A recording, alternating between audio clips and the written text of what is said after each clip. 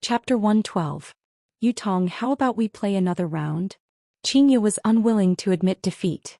And the last round. Qin Yutong belonged to the type of person who would accompany him to the end, even if it was an all-nighter. It was the last round again. Yi Hua had already heard the last round countless of times. I really can't bear it anymore. Even if it is a childish thing, I still have to do it today. Yehua. Brother-in-law, how can you be like this? After unplugging the power, Yi Hua's face was filled with comfort. Even if you don't eat, my child still wants to eat. Isn't it just the last round? So stingy. Qingye pouted her mouth and went back to her room to change her clothes. I can't possibly wear pajamas when I go out, right? Qin Yutong looked at her brother-in-law and said tenderly, Brother-in-law, why aren't you going out yet? Could it be that you want to see sister-in-law change her clothes? Yi Hua took a glance at Qin Yutong, and Qin Yutong immediately crossed her arms around her chest and said shyly, Brother-in-law, big sister is still at the side, don't look at me like that. He's not bad-looking. Of course. It's just that he's a little silly. Brother-in-law, Yi Hua turned around and left. This sister-in-law's return has indeed added a bit of joy to me.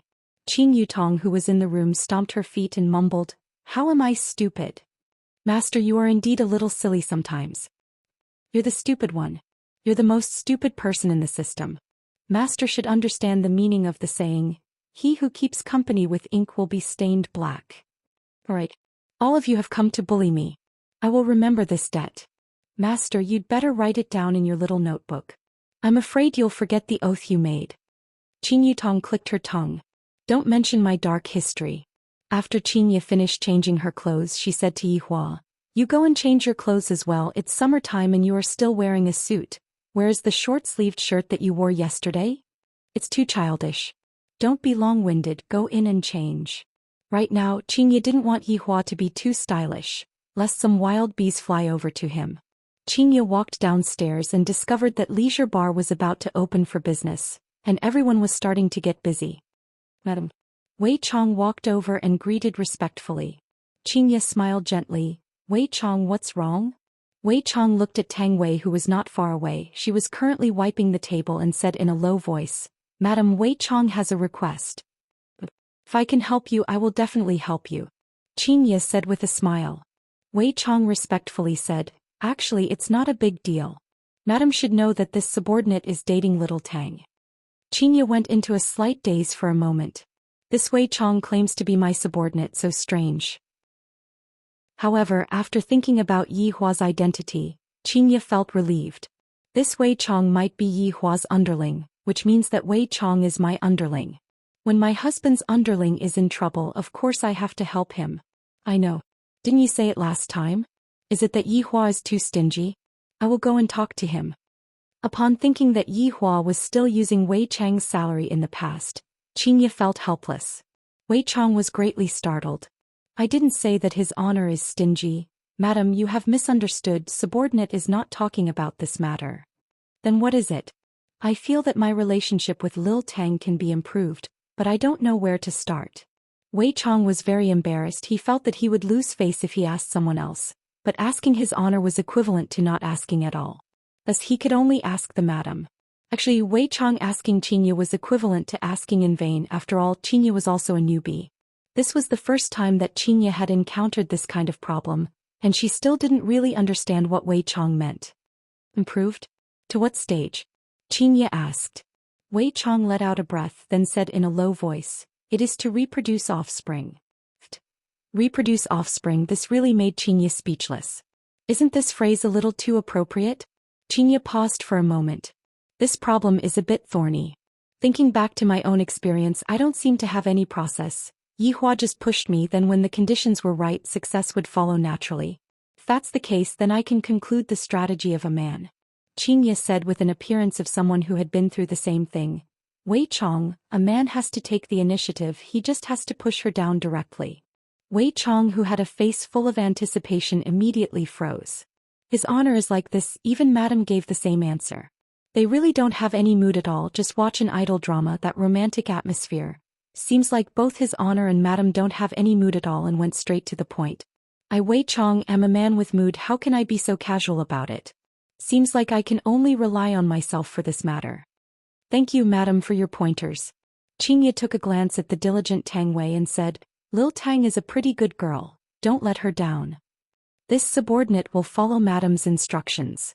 Xianxia really wasn't used to this kind of thing. Does everyone in the cultivation world speak like this? Goosebumps appeared all over his body. Sis, what are you guys talking about? Qin Yutong bounced down the stairs, and when Xianxia saw her little sister's face, she immediately blushed with shame. Wei Chong bowed as a form of greeting before retreating. Xianxia's eyebrows wrinkled. Why did you change into my appearance again? Big sister, you are beautiful. Qin Yutong held onto Xianxia's willowy arm and said with a smile. What Xianxia said was right. Xianxia merely snorted. Not long after, Yihua walked down the stairs. This was the first time that Qin Yutong saw her brother-in-law wearing a short-sleeved shirt, and she teased, Brother-in-law, you are so childish. Yihua took a glare at Xianxia, and the image of his main body was completely gone. With a smile on her face, Xianxia walked forward and held onto her husband's arm. All right, let's go and cook hot pot. Qin Yutong immediately held onto her brother-in-law's other side. All right, let's go and prepare hot pot. Qin Yutong. What are you doing? What do you mean what? This is the etiquette of holding hands, do you know? Big sister, you are out. Yihua would naturally seize the opportunity to take revenge. You are indeed out. Just you wait. The three walked out of leisure bar while bickering. Wei Chong looked at his honor and thought to himself, his honor's change is really big. This is all thanks to the madam. At this moment, Tang Wei walked over slowly and called out tenderly, Uncle Wei, Xiao Tang, what's wrong? Uncle Wei, the light at my side is broken. The light is broken, huh? It's fine. Uncle Wei will go and fix it for you after work. All right. Not far away from the alley, there was a hot pot restaurant called King Song's Mansion's Hot Pot Restaurant. The name King Song's Mansion wasn't just for show. In the past, only the nobles could afford to eat at the hot pot, and right now, everyone could feel how fast the nobles' mouths were. Luckily, Yi Hua and the others left the house early, if not, they would have to line up at the restaurant. Even so, there were no more private rooms left and they could only eat at the main hall. If it was according to Yi Hua's conduct in the past, he definitely wouldn't eat at the main hall, because it would lower his status. However, it was different now. After all, he had done things that were lower than his status before. For example, at the beginning when he bought a Chinese jianbing for the sake of adding an extra egg, he even argued with the aunt for a long time. Add an extra egg for me. 1 egg is 2 RMB. You still want money. It is your honor to be able to eat at your restaurant. Young fellow, it is your honor to be able to eat my Chinese jianbing. Yihua expressed that he was unconvinced. After arguing for half an hour, the aunt finally said, Don't think that just because you are handsome, you can do whatever you want. Aunt is also beautiful. Before I don't fall for this. Chapter 113. As soon as the three of them sat down, they immediately became the center of attention. A man with a pair of beautiful twins was simply inhumane. They were so beautiful that there was no bottom line. Qin Yutong picked up the menu and muttered, The shop owner of this shop is selling top-grade beef rolls, shrimp sliders and tripe. Just listening to it is enough to make one drool. Just order whatever you want, big sister will treat you. Xianxia was very generous. In any case, she could be considered as someone who was poor to the point that she only had money left. Qin Yutong rolled her eyes at her big sister. Even if I were to eat here for my entire life, I still wouldn't be able to finish spending your money. Yutong, you've already taken your photo.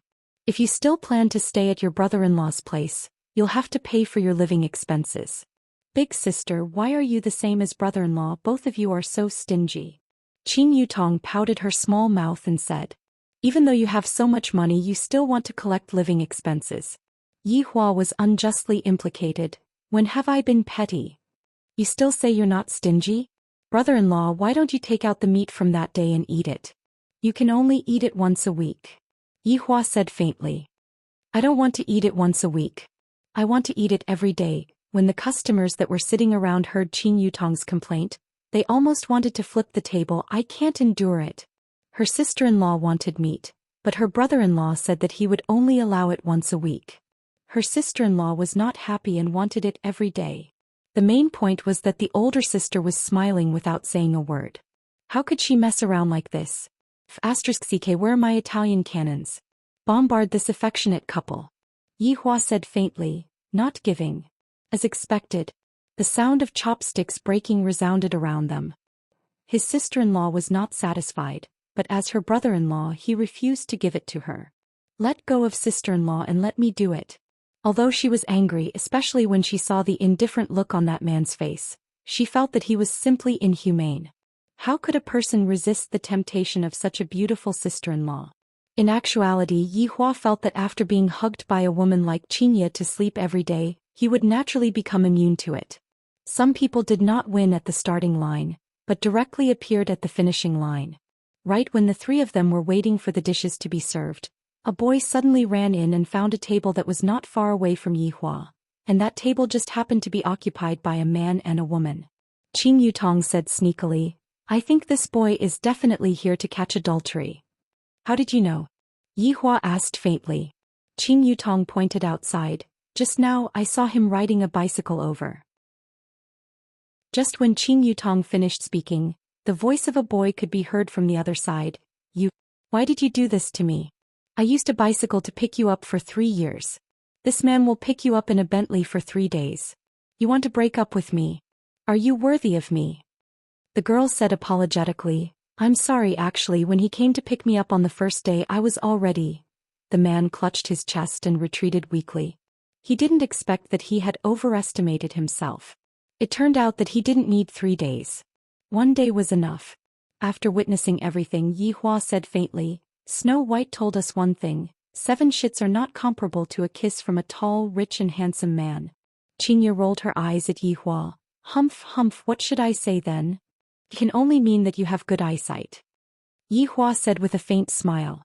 "Narcissistic. Brother-in-law, you have also watched Snow White before?"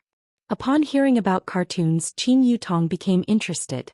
Yi Hua said faintly, "I have, it was too realistic so I didn't watch it a second time." Bang! Just as Yi Hua was about to discuss about Snow White's plot with Qing Yutong, that boy was knocked onto the ground by a punch from the tall, rich and handsome man, and that girl just couldn't bear to watch on and looked outside the window. "Yi Hua, that boy is so pitiful." Yi Hua took a look. Weaklings are not worthy of sympathy. If the boy who fell onto the ground fought back, Yi Hua would still feel that this boy was not bad, but he didn't. He just covered his face and used his gaze to kill the boy without moving. "Xianxia, put away your sympathy." Yi Hua began his lesson. Xianxia snorted. "Why don't you have any sympathy at all? Did you stew that dog of yours?" "I wanted to stew it a long time ago." Yi Hua said faintly. "It's just that when a bone dragon is stewed, it really doesn't taste good." Suddenly, Qing Yutong slammed onto the table, startling Yi Hua and Xianxia. Qing Yutong could be seen standing up with a righteous look, pointing at the rich second generation and shouted, "How can you hit someone? Even if he is uglier than you. But hitting someone is also wrong." The corner of Yi Hua's mouth twitched and Xianxia directly covered her face. "Are you going to help someone or are you going to hit someone when they are down?" "Master is being an idiot again." "Yutong, what are you doing? Sit down." Xianxia persuaded, fearing that her little sister would cause trouble. Qing Yutong snorted, "Big sister, you don't have to persuade me. Helping the weak is everyone's responsibility." The boy who fell onto the ground originally didn't feel that it was shameful, but after being scolded by Qing Yutong he immediately felt his face getting hot, wishing that he could find a hole to hide in. Yi Hua said, "All right, if Yutong wants to act cool, then just let her go. It's fine if you don't care about it, but you even allowed her to act recklessly. You can go too. Last time when we were buying a house, weren't you very good at acting cool?" Yi Hua laughed lightly, but this angered Xianxia quite a bit.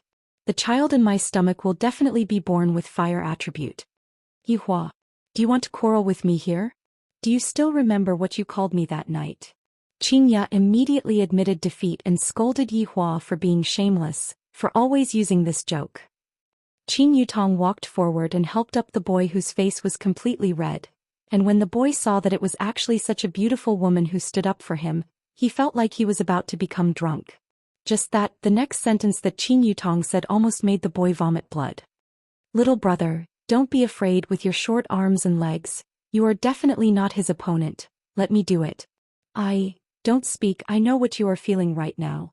Although you are poor and short, if not, your girlfriend wouldn't have abandoned you. This time I will stand up for you. In the future you just have to get used to it."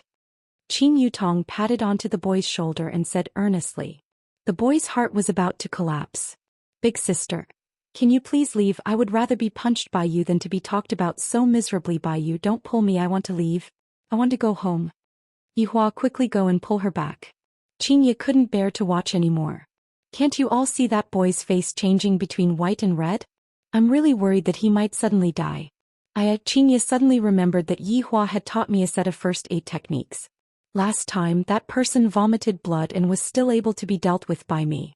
Seems like if there really isn't any other choice, I can only go out myself. Yihua was also amused by his sister-in-law. It's pretty good. Yutong is very warm-hearted. How is she warm-hearted? She is more of a hindrance than a help. Xianxia held onto her forehead. This is such a headache. The boy's ex-girlfriend couldn't bear to watch anymore. This beautiful lady, don't make things difficult for him anymore. In actuality, he isn't very short. Chapter 114. Not only the girl, everyone who heard it was stupefied as well. So it wasn't a problem of money, but rather it was really short. The boy couldn't take it anymore and shed tears of regret. This is even more painful than breaking up.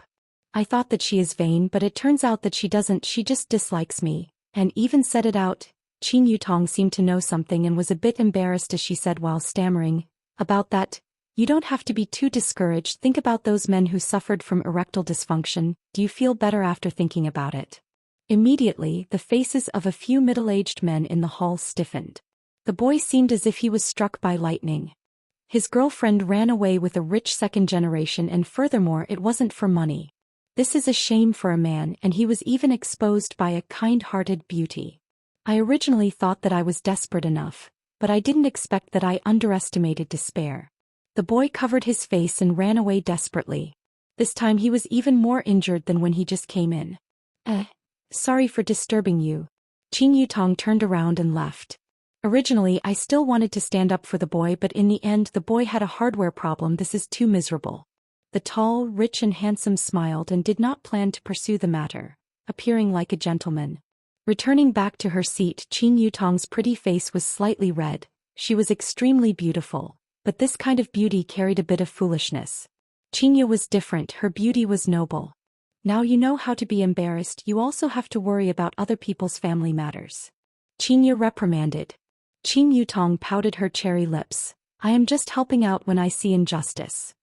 You are just stabbing at the back when you see injustice. Yihua added a sentence. What Yihua said is right. Can you change your foolish temperament? Xianxia poked her little sister's forehead unhappily, and the latter touched her forehead pitifully. In any case, the two of you are just joining hands to bully me, this single dog. Qin Yutong could only vent her anger on the food, as if she had not eaten for a few days, causing the surrounding people to be stupefied. A beauty is a beauty. Even if it is this kind of crazy eating, there is still another kind of beauty, bold and unrestrained. Xianxia was different. She was noble and elegant, and she even had to help Yihua to wash the hot pot, as if this had already become a habit, and Yihua only had to pick up the food that Xianxia passed to him. Not bad, not bad. Xianxia still did not deviate from her own wishes. While the three of them were eating hot pot, the surrounding customers left one batch after another, and then another batch came. Just that, this batch of customers made Yihua and Qin Yutong feel a bit curious. Why did so many cultivators suddenly appear? Or could it be said that they are espers, or could it be said that they are ancient martial artists? Who knows? In any case, in Yihua's eyes, they are nothing more than humans. They were just humans of a slightly higher level. Sitting next to him were four middle-aged men who were chatting animatedly. I heard that many sect disciples from the south have come to Long'an City. It's not just the sect disciples. The ancient martial families, the special ability world, and the cultivation world will all be here in the next 2 days. I wonder if the North will intervene this time. If they do, it will be another bloody battle. How dare the Northerners? The last time an ancient godly item appeared, we didn't even intervene. How would small characters like us know about the inside story? Perhaps you wouldn't even know if we interfered. Ancient godly item, just the name alone makes me excited. I wonder if it will be a weapon, an equipment, or a magic tool. Do you guys know? I heard that Xiao Yi had a narrow victory last night, and it was even under the situation where he took out Xianyuan's sword. The scene of the battle was just like doomsday. I wonder who Xiao family's family head provoked to actually be so tyrannical. Fortunately Xiao Yi wasn't killed, if not, the north would be in chaos. I also heard that Nangong Sini announced that she would stay at home to recuperate, and the few companies under the Dragon God Corporation were even transferred. This was told to me by one of my higher-ups. There is definitely some kind of shocking secret within. Zai, the world of the rich is still not like that. Xiao family's family head is having fun every day. Do you think that just because you have money you will be as happy as you imagined? No, you are wrong. The happiness of the rich is something that you simply cannot imagine. When Yi Hua, Xianxia and Qin Yutong heard what Xiao Yi said, they felt that it was very reasonable. You all simply cannot imagine the world of the rich is to order takeout every day and eat chicken when you wake up. However, this was the first time that Qin Yutong heard of this matter, and with a face filled with curiosity she asked, "Brother-in-law, did Xiao Yi really pay back the money? Ask your big sister." "Big sister, what happened? I just went out and such a big thing happened?" Qin Yutong asked anxiously. For a person like Xiao Yi to pay back the money, does he not want his face anymore? Xianxia said faintly, He paid back the money with 3 companies. Well, brother-in-law, you are awesome. Qin Yutong exclaimed in admiration. In the past, people like Xiao Yi would often act cool and bully people, and I didn't expect that he would fall into the hands of her brother-in-law. Yi Hua picked up the piece of beef that Xianxia passed over. It's just a small matter.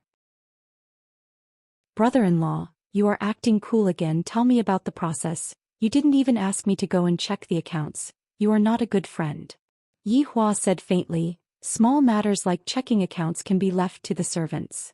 Xianxia and Qin Yutong took a look at each other, acting cool again. Yi Hua, is the ancient godly item that they are talking about the treasure that they talked about last time?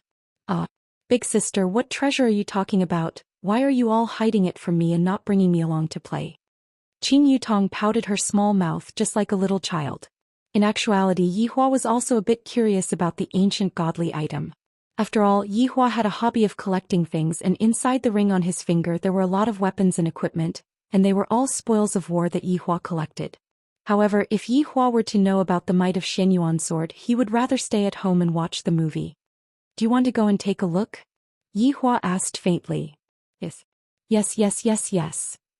Yi Hua thought for a while. Let's treat it as a field trip then. Wow, such a big matter, brother-in-law, you actually treat it as a field trip. Your acting cool is not bad. Qin Yutong smiled cutely. Yi Hua couldn't help but stretch out his hand and knocked on Qin Yutong's head. Impudent. Brother-in-law, it hurts. Qin Yutong rubbed her head and said pitifully. Xianxia smiled sweetly. Serves you right for daring to tease your brother-in-law when he is acting cool. Bang! Qin Yutong immediately laughed. Ha, you are still teasing me, brother-in-law, well done. Yi Hua. Just you wait. What are you waiting for? Quickly go and settle the bill, let's go home. Humph. The surrounding men looked at Yi Hua, then looked at the tigress in front of them. Other people's wives and sisters-in-law sure are good. I can casually beat them up, and after beating them up they can even act coquettishly. However, those are all other people's wives. After dinner, the 3 of them took a stroll on the street, and Qin Yutong even bought some small accessories and wore them happily. Chapter 115. Returning back to Leisure Bar, it was already around 10 p.m. However, right after walking into the bar, Yi Hua felt that the business today was pretty good. The bar was almost full, just that most of the people that were sitting in the bar were men and there were very few women. You 2 go up first. Yi Hua said faintly. Brother-in-law, what are you doing? Bring me along to play. Xianxia pulled onto her little sister and said disdainfully. What else can he do? He is just acting cool. Let's go and eat chicken. Let's see if little Ali is online or not. Little Ali is much more reliable than him. Hearing that his own woman was talking about little Ali again, Yi Hua's mood immediately became bad again. Being brought along to eat chicken by a child. That is because you all don't know, the moment I release my strength, even I will be afraid. And right now I am only playing with the physique of an ordinary human. I feel disdain to go and cheat. Little Ali is definitely cheating. If it was my child, I would definitely smack his butt. You are still cheating when playing with humans, shame on you. Walking into the bar counter, under everyone's peculiar gaze, Yi Hua mixed a cup of pitch-black alcohol that looked like cola. Alright, in actuality it is just cola. The difference is that it has alcohol in it. Holding on to the special cola, Yi Hua sat on the empty seat at the side and sized up everyone. It was very obvious that these people were not ordinary people. Your Honor. Wei Chong walked over slowly. Call Lai Gu over, I have something to say. Yes. 5 seconds later, a handsome guy who was wearing a school uniform walked in from the door. His face was brimming with a strong sense of confidence, but after seeing Yi Hua, his confidence immediately turned into a smile. Your Honor, Lai Gu called out. Yi Hua sized up Lai Gu, then said with a frown, What have you been doing recently? Subordinate is following Your Honor's orders to experience human nature, and reading is also a very good way to experience human nature. Lai Gu said in a small voice. His confidence was a little lacking. Wei Chong added, Lai Gu only went to school to expand his harem. Gluttonous monster, that's where you're wrong. I'm in a serious relationship, okay? Wei Chong laughed lightly. Just a few days after entering school, you started fighting and snatching women as your father. I am having a headache. What do you mean? Yi Hua asked curiously. Wei Chong said, Your Honor, Lai Gu started fighting right after entering school. Doesn't that mean that we need to call his parents? Subordinate and Xiao Tang just so happened to be on a date, so Subordinate went to pretend to be Lai Gu's parents. Haha. Yi Hua laughed out loud. Lai Gu said angrily, I swear I will quit school tomorrow, it's boring. Yi Hua coughed lightly, it's up to you.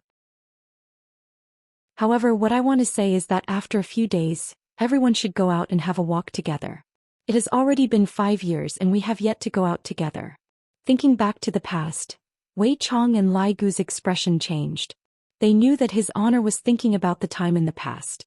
Back then, the 8 of them had traveled all over the world and the notoriety that they made shook the entire world. Back then, His Honor had been holed up in this small leisure bar for 5 years, and back then he didn't even leave the leisure bar at all. After Madam came, His Honor had left the leisure bar a lot more times, and right now he even had the thought of going out together with us. Your Honor. Your Honor. In actuality, both Wei Chong and Lai Gu understood that His Honor definitely missed the other 5 sins a lot. In actuality, it wasn't that His Honor didn't want to look for the other 5 sins, rather he was afraid that His Honor would be disappointed if he found them. Yi Hua took out a stick of cigarette and lit it up. Recently there are a lot of people in Long'an City, and all of them are here for the sake of buying ancient godly items. On one hand, this trip is to relax, and on the other hand, this trip is also to take a look at what kind of thing an ancient godly item is. A hint of coldness appeared on Lai Gu's face. Your Honor, this time since they have gathered together, how about we take them all out at once? Wei Chong stretched out his hand and knocked on Lai Gu's head. Do you think that His Honor is still the same as before? Subordinate knows his mistake. Yi Hua picked up the wine cup and took a sip, then said faintly, Rather than us taking them all out at once, we might as well let them kill each other. Your Honor is wise. Your Honor is wise. Wei Chong and Lai Gu thought of a problem at the same time. If His Honor had this kind of brain back then, how could he have possibly been exterminated? He would have long toyed with the humans in the palm of his hand. Bang! The sound of a wine bottle shattering suddenly rang out, and a burly man could be seen standing up and shouting out, Fuck, what kind of bullshit music is this? Give me an explosive one. Yi Hua silently looked towards that table, then stood up and said faintly, The 2 of you settle this. All of you are here to test the waters. Don't be too ruthless. If you are too ruthless, you won't be able to play anymore in the future. Yes. Yes. Yi Hua unhurriedly walked towards the table. Just when he walked in, he felt that something was amiss. Thinking back to what happened last night, I reckon that these people were sent by some humans to test the waters. Since that's the case, let's have some fun then. Rather than killing people, I might as well look at the other party's astonished gaze or look of disbelief. This was a kind of sublimation. Yi Hua's hands were already stained with the blood of countless humans, and killing people was no longer able to bring joy to his heart. Toying with the other party, then admiring the other party's astonished expression, that kind of feeling was able to cause a slight ripple to surface in Yi Hua's heart. No matter if it was Xiao Yi or Long Aotian, Yi Hua was waiting for them to grow. When they felt that they had the strength, only then would they realize that despair had just begun. Wei Chong and Lai Gu looked at His Honor's imposing back view and couldn't help but feel worship. His Honor is becoming more and more like a human. I believe that not long from now His Honor will gather the 7 deadly sins and kill his way back. Toying with those conceited overlords in the palm of his hand, This feeling is much more satisfying than killing them. Gluttonous monster, how about we compete? Wei Chang laughed. What do you want to compete? Don't humans like to act cool? Let us compete and see who is better at acting cool. Lai Gu grinned, revealing his spotlessly white teeth. Sure, but do not disrupt his honor's plan. If everyone is afraid of us, his honor is going to stew you. Lai Gu scratched the back of his head. His honor has said this sentence for a few hundred years. There is only thunder and no rain. Then how about I help you pass on the message? I was just joking, look at you, you actually took it seriously, tsk. Leisure Bar was a bit chaotic right now and some of the security guards went over to stop them. However, how could they be a match for the security guards? In an instant they were all knocked onto the ground. Those who are not important, scram out of here, if not, bear the consequences yourself. The burly man shouted out arrogantly. This shout of his was indeed effective. All of the ordinary people ran out of the bar, but there were still half of the people who didn't leave. The burly man didn't go and shout out. Seems like he still had some idea of what was going on. Oi. How can you be like this? This is Leisure Bar, right? If you want to go to the disco, go to another bar. Tang Wei could be seen suddenly rushing out, standing in front of the burly man and questioning him. The burly man was 2 meters tall while Tang Wei was only 1.65 meters tall. The sharp contrast made others feel that Tang Wei was just like a little doll. Gluttonous monster, this girlfriend of yours has quite a personality. Lai Gu rubbed onto Wei Chang's shoulder and said with a smile. Wei Chang looked at his girlfriend and said with a smile. And Xiao Tang indeed has quite a personality. Although she looks soft and weak on the surface, she has courage on the inside. That girlfriend of yours is about to be bullied. Why aren't you as her boyfriend doing anything? Lai Gu asked curiously.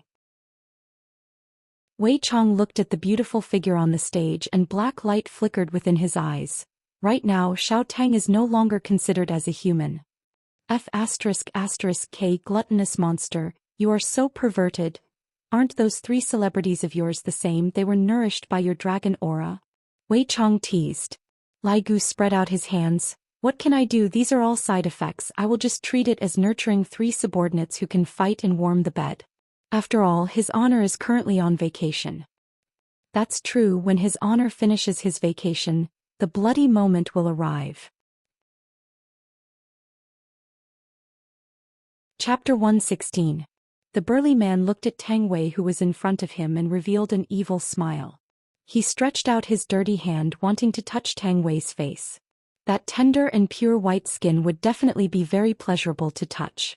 The burly man's 3 friends revealed a playful smile. Taking liberties with beauties was something that they often did, especially this pure beauty. Just now there were even 2 super beauties that went up, perhaps they could take liberties with her. However, this time they took liberties with the wrong person. If it was the previous Tang Wei, she would definitely be taken liberties with. However, the current Tang Wei was Wei Chang's girlfriend. Her status was rising up by sitting on a star-class aircraft carrier. Furthermore, her primordial spirit that was processed by Wei Chang was also injected into her body. Not mentioning anything else, Tang Wei's current strength was enough to exchange blows with Death Mage. Looking at those dirty big hands, Tang Wei used her hands to block them out of conditioned reflex, and it was even the kind where her eyes were closed. The entire place instantly became quiet. Even if a thin needle were to drop onto the ground, one would be able to hear it. Tang Wei closed her eyes. There was no disgusting touch coming from her face. She carefully opened her eyes and discovered that everyone was looking at her dumbfoundedly. Tang Wei immediately became muddle-headed. The burly man that was in front of her just now had already disappeared. Tang Wei was very puzzled. Could it be that he ran away? The burly man's other 3 friends came back to their senses, and one of them shouted out, "Brothers, attack!" Tang Wei's expression was panicked as she took a step back, but the 3 burly men were already closing in on her. Ah! Tang Wei let out an ear-piercing scream. All of the glass cups shattered. The expressions of the 3 burly men congealed. Blood appeared on their ears. They were obviously injured, but they still attacked towards the weak Tang Wei. After screaming, Tang Wei closed her eyes and started punching and kicking, just like how a girl would punch the air when she saw a ghost. The entire place became quiet again and some people started discussing in low voices. If I didn't see wrongly, could it be that those 4 burly men just now were the Jiangnan 4 marshals? Seems to be true. I heard that their strength is not bad. How did they get sent flying by a girl? This shop sure is mysterious. Could it be that this girl is the black-robed man that fought with Xiao Yi last night? Big brother, don't say any more, I'm scared. Lai Gu sighed. Gluttonous monster, you should at least teach your girlfriend some moves. This is too embarrassing. I feel that Tang Wei's fist technique was executed beautifully. Wei Chong smiled faintly and slowly walked forward. Coming to Tang Wei's side, Wei Chong patted the startled Tang Wei. Unexpectedly, Tang Wei threw a punch with a backhand and Wei Chong easily caught it. Little Tang, it's me. Uncle Wei. Tang Wei immediately pounced into Wei Chang's embrace. She was scared to death. The 4 handsome generals of Jiangnan expressed that they were the ones who were scared to death. You murderer. Wei Chong lightly caressed Tang Wei's back. All right, don't be afraid. Uncle Wei, was I very violent just now? The people around him sucked in a cold breath. Dare I ask, miss, if this isn't violence, then what is? He's been beaten into the wall by you and can't be pulled out. He's stuck. Wei Chong comforted him. It's not violent at all. Go and take the waiters away. Let's get off work early today. Oh, all right. Not long later, the security guards and waiters of the bar all left. Lai Gu leaned on the bar counter and looked at Wei Chang's performance. Wei Chong looked at the 20-odd people present and asked, Are you all here to cause trouble? Everyone remained silent. Just now, you easily caught that girl's fist. Right now, who would dare to say that we are here to cause trouble? Looking around, everyone was sitting perfectly straight. I reckon that when they were studying they didn't even sit so straight, so serious and so afraid. After all, these people were all small fries and the reason why they were sent here was just to probe. However, none of them wanted to be stuck inside the wall. Lai Gu shook his head helplessly. What is there to play? A bunch of grown men are just like elementary school students. Lai Gu shouted coldly, Who asked you all to come? Let them come and get the girl. If not, don't even think about seeing tomorrow's sun. What if it rains tomorrow? Wei Chong turned his head around and asked. Lai Gu went into a daze. This is truly a problem. What do you think we should do? How about we just say that we shouldn't expect to see tomorrow's sun and rain? Wei Chong suggested. Lai Gu slightly frowned. Then what if tomorrow is cloudy? Everyone. Then don't wait until tomorrow, it's too troublesome. How about 1 hour later? Wei Chong said. That's not a bad idea. The 20+ people who were sitting were all stupefied. Big brother, what are you all doing? We agreed to wait until tomorrow. Why did you all change your mind? Who cares if tomorrow is rainy or cloudy? We are people from Cloud Sect. We are people from Traceless Pavilion. You dare to try and touch us? We are people from Loud Thunder Sect. If you are sensible, then let us go. We are people from Dry Zen Sect. We want to go home. We are people from South Alliance. We forgot to turn off the gas in our house. If there is a fire, can you take responsibility? The people from Cloud Sect were very good at stirring up the atmosphere, and in an instant the atmosphere became heated up. If you don't let us go home, we will die in front of you. Wei Chong took a deep breath. You over there, where is your house? I will call the fire department for you. There is no need to worry.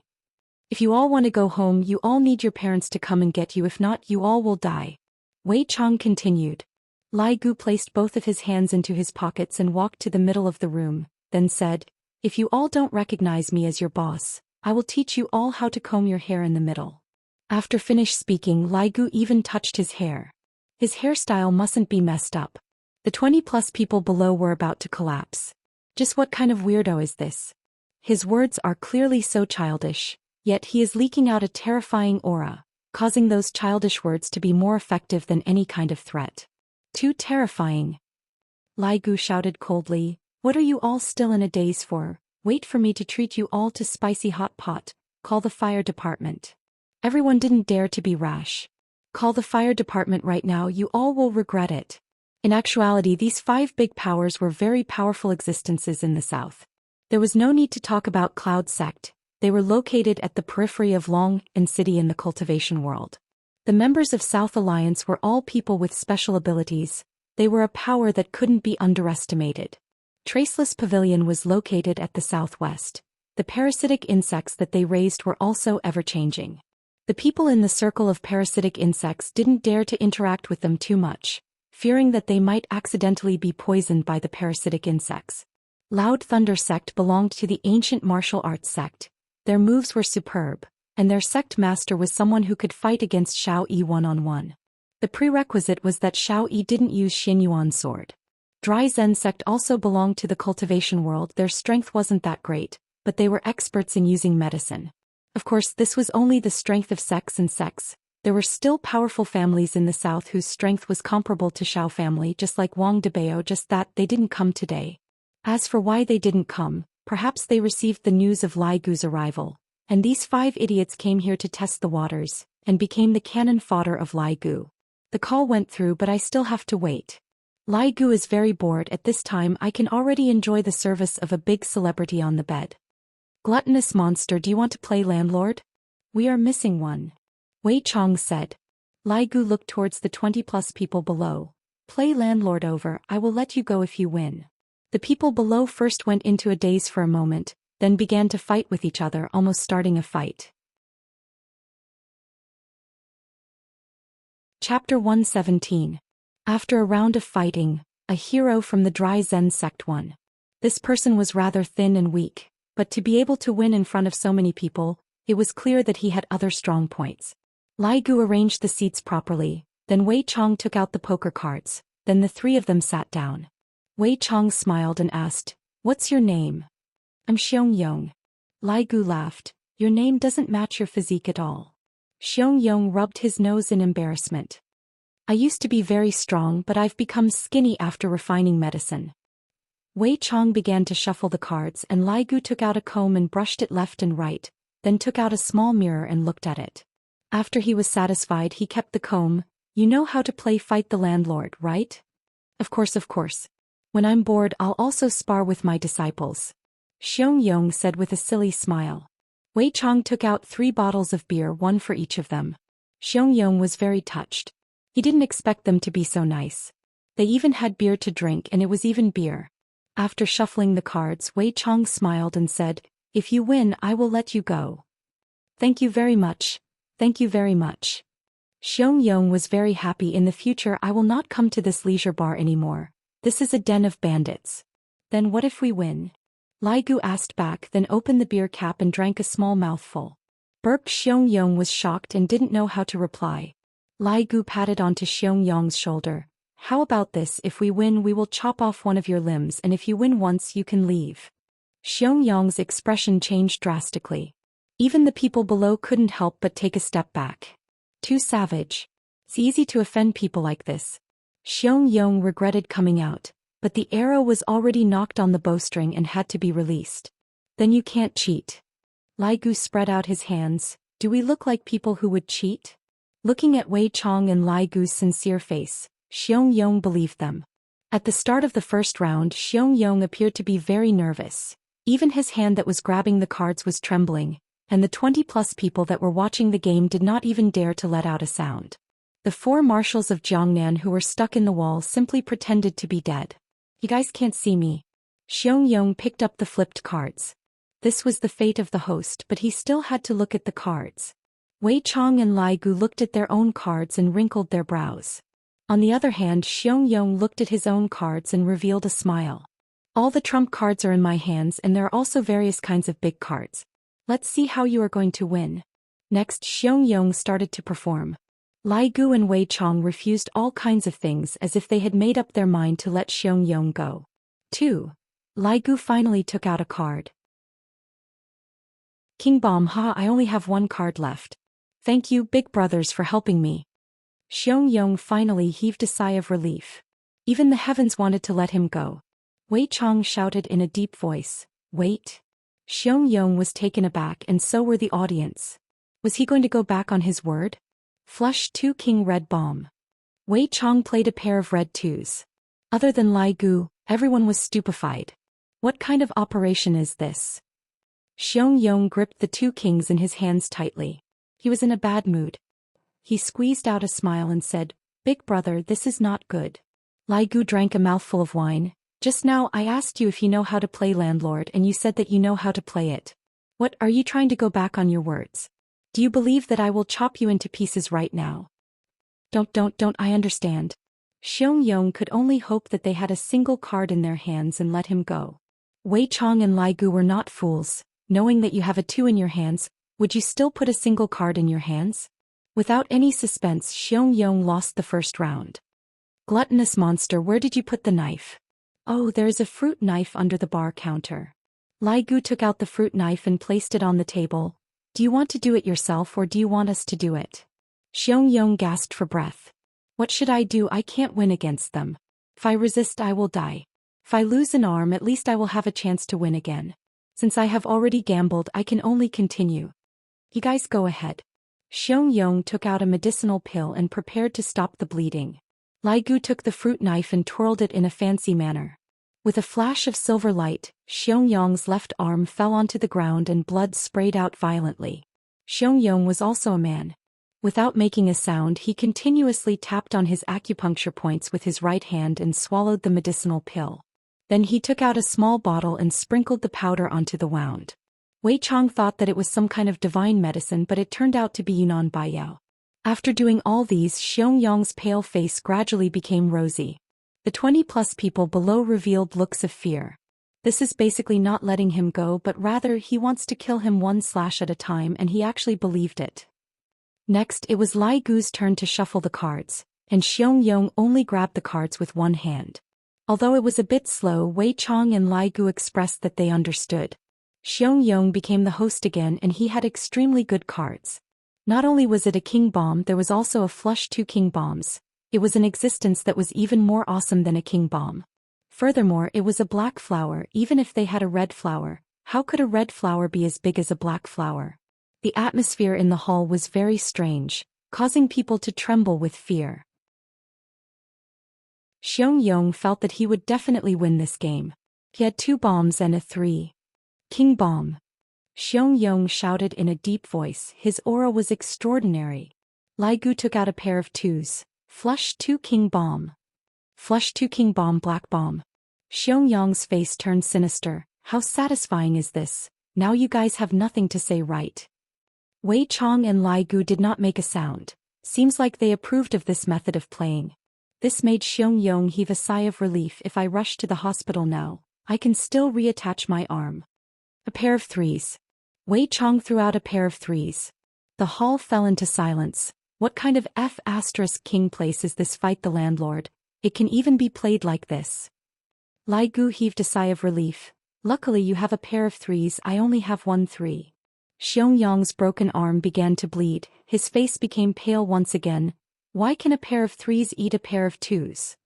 If a pair of 3s don't eat a pair of 2s, then what do you eat? Lai Gu revealed a look of, you are an idiot. What a dig. Xianxia actually had nothing to say. A silver light flashed, one of his legs landed on the ground, and Xianxia immediately repeated his actions just now. However, this time his face did not turn red, instead it became pale, even his lips became white. Under the table, a pool of blood had already flowed out. A faint smell of blood pervaded the air, causing people to involuntarily feel depressed. Let me shuffle the cards. Xianxia said in a deep voice. Wei Chang generously passed the cards to Xianxia, and Xianxia shuffled the cards with one hand. Although it was slow, Wei Chang and Lai Gu did not rush him. What a pitiful person, he doesn't even know how to play the new version of Fight the Landlord. He is out. Back then, when his honor was bored, he would occasionally play Fight the Landlord. But his honor felt that it was too monotonous and needed to be flexible. In the end, Wei Chang and Lai Gu lost in all sorts of ways. Wei Chang almost lost all of his savings and Lai Gu almost got stewed by his honor. The two swore that they would never play Fight the Landlord with his honor again. This round, Xianxia was the landlord again. If it was possible, Xianxia did not want to be the landlord. However, when he saw that he had a pair of 3s, a pair of 3s and a pair of 3s, his confidence came back. King. Wei Chang and Lai Gu shook their heads, causing Xianxia to be overjoyed. 2 of the same red. 2 of the same black. Right now, Xianxia only had 3 cards in his hand and he shouted out, a pair of black 3s. Lai Gu unhurriedly took out 2 cards, a pair of 4s. Xianxia sprayed out a mouthful of blood and the blood dyed the poker card red. Xianxia's eyes were wide open and soon after he fell onto the ground. After twitching for a bit, he no longer had any reaction. Lai Gu took out a comb and parted his hair. Someone died playing Fight the Landlord. Wei Chang let out a sigh. He said that he knows how to play. Chapter 118. Lai Gu raised his head and drank a mouthful of beer, then shouted out, "Who else wants to come?" Everyone revealed expressions of fear and huddled together. No one was willing to come out. Going up to play would be a fate worse than death. The 4 marshals of Jiangnan who were stuck on the wall were smart enough to play dead. Wei Chong asked, "Why don't we change it?" Lai Gu remained silent for a while, then said, "When playing mahjong, 2 are missing. If you win, then you can leave." Everyone sucked in a breath of cold air. If Fight the Landlord could be played like that, wouldn't mahjong be even more brutal? Seeing that no one came out, Wei Chong coldly shouted, "Is there no one who knows?" Everyone was panic-stricken and shook their heads vigorously. Gluttonous monster. If it's simple, anyone can do it. Lai Gu, could it be that you are talking about that? Wei Chang's eyes lit up. Lai Gu revealed a mysterious smile. Wei Chong walked to the storeroom and quickly took out a big box. He smiled at everyone and said, "Happy aeroplane chess, do you want to know about it?" Seeing that gentle smile, everyone knew that this was definitely not happy aeroplane chess. It was more like death aeroplane chess. It was rare for Wei Chong and Lai Gu to have the mood to play such an easy game. Anyone would be able to play it. "Since you 2 are not willing to come out, then I will just choose 2 of you to come out." Once again, a horrifying scene played out in the living room. Meanwhile, the main characters upstairs were completely unable to hear what was happening. The 2 sisters were currently eating chicken with little Ollie. When Yi Hua entered the living room and heard that little Ollie was inside, he decisively chose to lie on the bed and play with his phone. Xianxia smiled and did not say anything. This man just wants to keep his face no matter what. Looking at how he is sulking, I really want to pinch his face. He is too cute. "Little Ollie, is your mother not at home today?" Qing Yutong asked curiously. "Yes, many people came to look for mother today. Mother can't take care of Ollie tonight." Ollie's tender voice sounded from the headset. It was very pleasant to listen to. Xianxia asked curiously, "Little Ollie, did your mother spank you yesterday? Why would mother hit Ollie?" "She only made Ollie kneel on the keyboard." "It hurts," Ollie said pitifully through the earpiece. When Xianxia and Qing Yutong heard this, they immediately felt a wave of heartache. Their motherly love instantly overflowed and they started criticizing Xianxia. "Auntie, I'm actually very tired. Ollie can understand. Little Ollie is so sensible." Xianxia's heart was completely intoxicated. Just how old is this child? If my own child is this sensible, that would simply be too great. Qing Yutong said tenderly, "Ollie, if there's a chance, Aunt will treat you to McDonald's." "McDonald's? What is it?" Qing Yutong went into a daze. "Ollie, could it be that you have never eaten McDonald's before? Can McDonald's be eaten? The name sounds so weird." Xianxia asked, "Little Ollie, where do you live?" "I also don't know where this place is," Ollie said in confusion. If not for Ollie being so sensible, Xianxia and Qing Yutong would have thought that little Ollie was kidnapped. "What does the surroundings look like?" Qing Yutong asked. "And there are clouds, there are waterfalls, there are palaces, there are also mountains, there are also people, however none of them are playing with Ollie and all of them are afraid of Ollie." What the hell was this place? The 2 sisters were dumbfounded. Could it be that little Ollie was teasing them? Then why are they afraid of Ollie? "Ollie is so cute," Xianxia asked. Ollie doesn't know either. Perhaps it is because of mother. Right now, Xianxia and Qing Yutong were the ones who behaved like children, and their faces were filled with curiosity. "Is Ollie's mother very powerful?" Qing Yutong asked. Speaking of her mother, Ollie's tone was filled with pride. "Of course, not only is Ollie's mother beautiful, she is also very, very, very powerful." Xianxia and Qing Yutong both smiled. Children were naturally biased towards their mother. But Ollie can only see mother once at night. Mother doesn't have time to take care of Ollie during the day, and doesn't even allow Ollie to go out and play. Ollie really wants to go out and take a look at the outside world. And is the outside world fun? Qing Yutong immediately began bragging, saying all kinds of delicious food and fun things to entice Ollie. And after listening to Qing Yutong's description, Ollie wanted to go out and take a look at the outside world even more. Xianxia glared at her little sister. "Ollie, don't listen to her, you have to listen to mother, understand?" "And, Ollie understands. Where did uncle go today?" Xianxia smiled. "Ollie is too powerful. Uncle doesn't even dare to play with Ollie anymore." Yihua immediately wrinkled his brows as he stared at Xianxia. Try saying it again, I will slap your butt until it becomes swollen. So it's like this. Then Ollie, you don't have to be so powerful and let uncle perform. Yihua naturally heard what Xianxia said. Do I need a little child to perform for me? What a joke. Ollie, uncle still doesn't dare to come.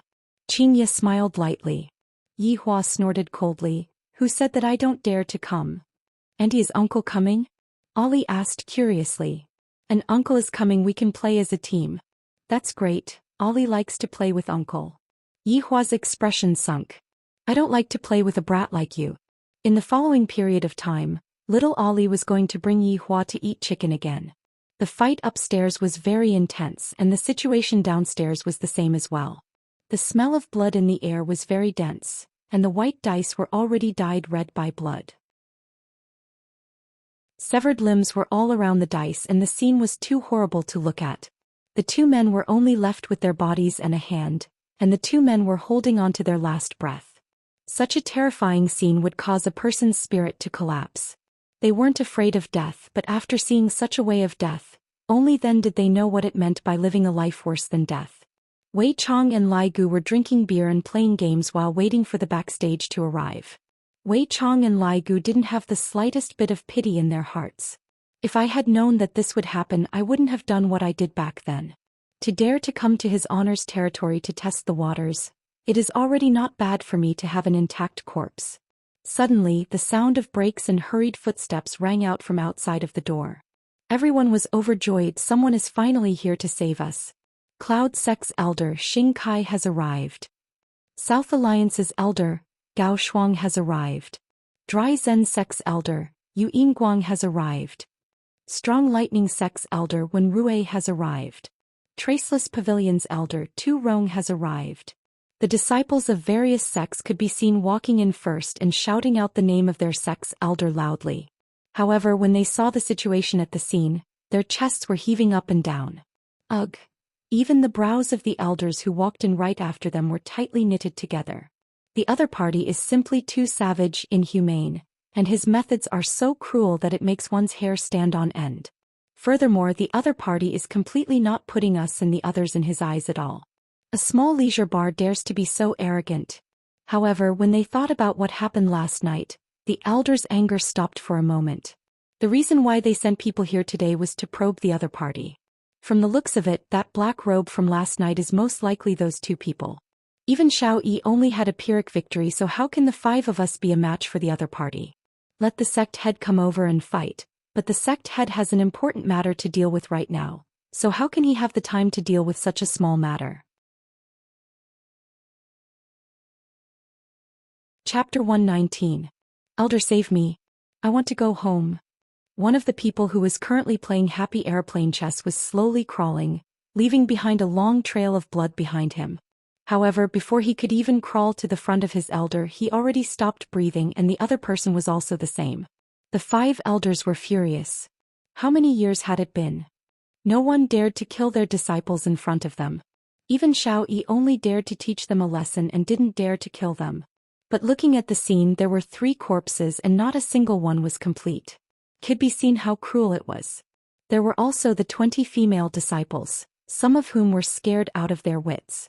Could be seen how terrifying the scene just now was. Wei Chong and Lai Gu discussed in a low voice. Lai Gu, should we get rid of them and attract even bigger ones? Right now, Wei Chong had learned how to think and he carried out his honor's thoughts. What his honor wants isn't to get rid of them. If we were to get rid of all of them, what would be the point? Is that so? Didn't we kill them all before? Can the past be compared to the present? We are people, killing people is wrong, we will have to go to jail. Wei Chong shouted in a low voice. Lai Gu looked at the 3 corpses on the ground and silently nodded his head. I feel that what Lai Gu said is very reasonable. Why did the 2 of you kill my disciple? Yu Yingguang, the elder of the Dry Zen sect, shouted. Lai Gu gulped down the beer in his hand, then stood out and said, Burp? Why?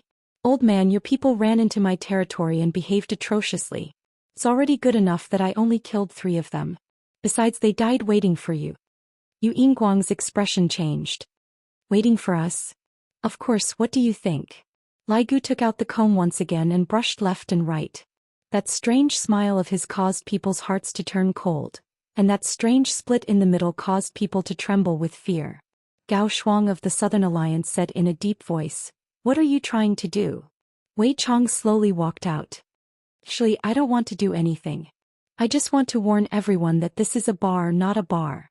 Traceless Pavilion's elder Tu Rong asked faintly, "We have received your warning. Can we leave now?" "It's not good to leave just like that, right?" Lai Gu said with a smile. Elder Wen Rui of the Rising Thunder sect shouted coldly, "What do you want? Don't think that we're afraid of you." Lai Gu spread out his hands and said slowly, "I will give you all a chance to take revenge." Everyone was shocked. What were these two people trying to do? Are they crazy? Or were they overly confident in their own strength? Wei Chong smiled and said, "Those who come are guests, take out your abilities. You can choose between the two of us no matter what the result is, you can take your people away." The hearts of the disciples were startled. "Elder, please don't agree. They are too shameless. They have no bottom line." But if they wanted to leave, they still had to rely on the elders. The subordinates didn't say anything. "I'll go first." Dry Zen sect's elder Yu Yinguang stepped forward. The other four elders heaved a sigh of relief. Yu Yinguang's strength was not much, but he was an expert in using poisons. It seemed that the two of them had overestimated themselves. It was a good opportunity to test their strength. With a smile on his face, Wei Chong and Lai Gu allowed the other party to choose. Yu Yinguang pointed at Lai Gu and shouted. Lai Gu patted onto Wei Chang's shoulder. "Gluttonous monster, I'll go up first." Wei Chong shook his head. "Old man, how do you want to play?" He set the question. Lai Gu tidied up his hair and asked indifferently. Yu Yinguang's expression was stern. "My Dry Zen sect mainly focuses on concocting medicine. I have some achievements in concocting medicine. Today I will compete with you in medicinal properties." "Interesting, sure." Lai Gu was very interested. "Competing with landlord is more fun." Yu Yinguang said gravely, "I will give you a poison, swallow it, but you only have 1 hour to concoct the antidote. Otherwise your entire body will fester and you will die." Lai Gu understood. "In that case I can give you a poison too?" "Precisely." Yu Yinguang said indifferently. He was very confident. "A yellow-haired brat actually dares to gamble with me. He really doesn't know the immensity of heaven and earth." This was also why Yu Yinguang would choose Lai Gu. Children seemed to be easy to deceive. Yu Yinguang could be seen taking out an exquisite small box from his sleeve, then said with a proud look on his face, "This pill is called 6-in soul dispersing pill. It is colorless and odorless. The person who consumes it will be safe and sound for 1 hour. But after 1 hour the person will bleed from his 7 apertures. Fester will appear all over his body and soon after his soul will scatter." Everyone took in a breath of cold air. What cultivators pay particular attention to is the soul. If the soul is gone, it means that the person will be gone in their next life. This pill is too vicious.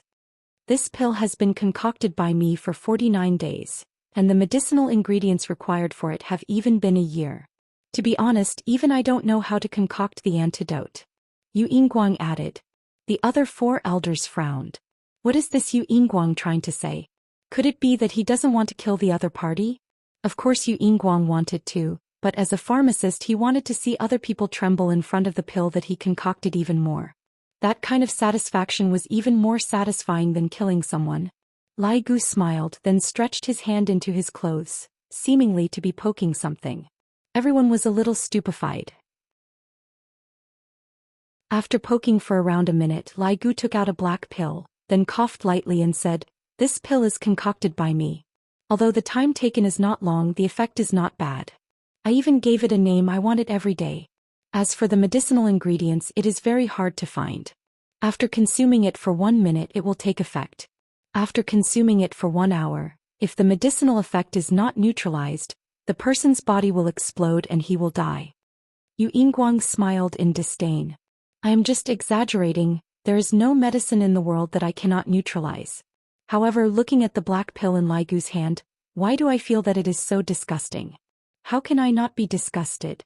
Lai Gu had poked his armpit for 1 minute just now, and after much difficulty he finally managed to poke such a big one. This king's black pill is very effective after consuming it. If you don't believe me, you can give it a try. I guarantee that it will take effect in 1 minute. Both parties could be seen exchanging pills. Lai Gu opened the small box and the pill inside was golden in color. Looked very appetizing. Without even thinking, Lai Gu stuffed it into his mouth and even chewed for a while. Hee, is there a minty taste? I just added a little bit of it.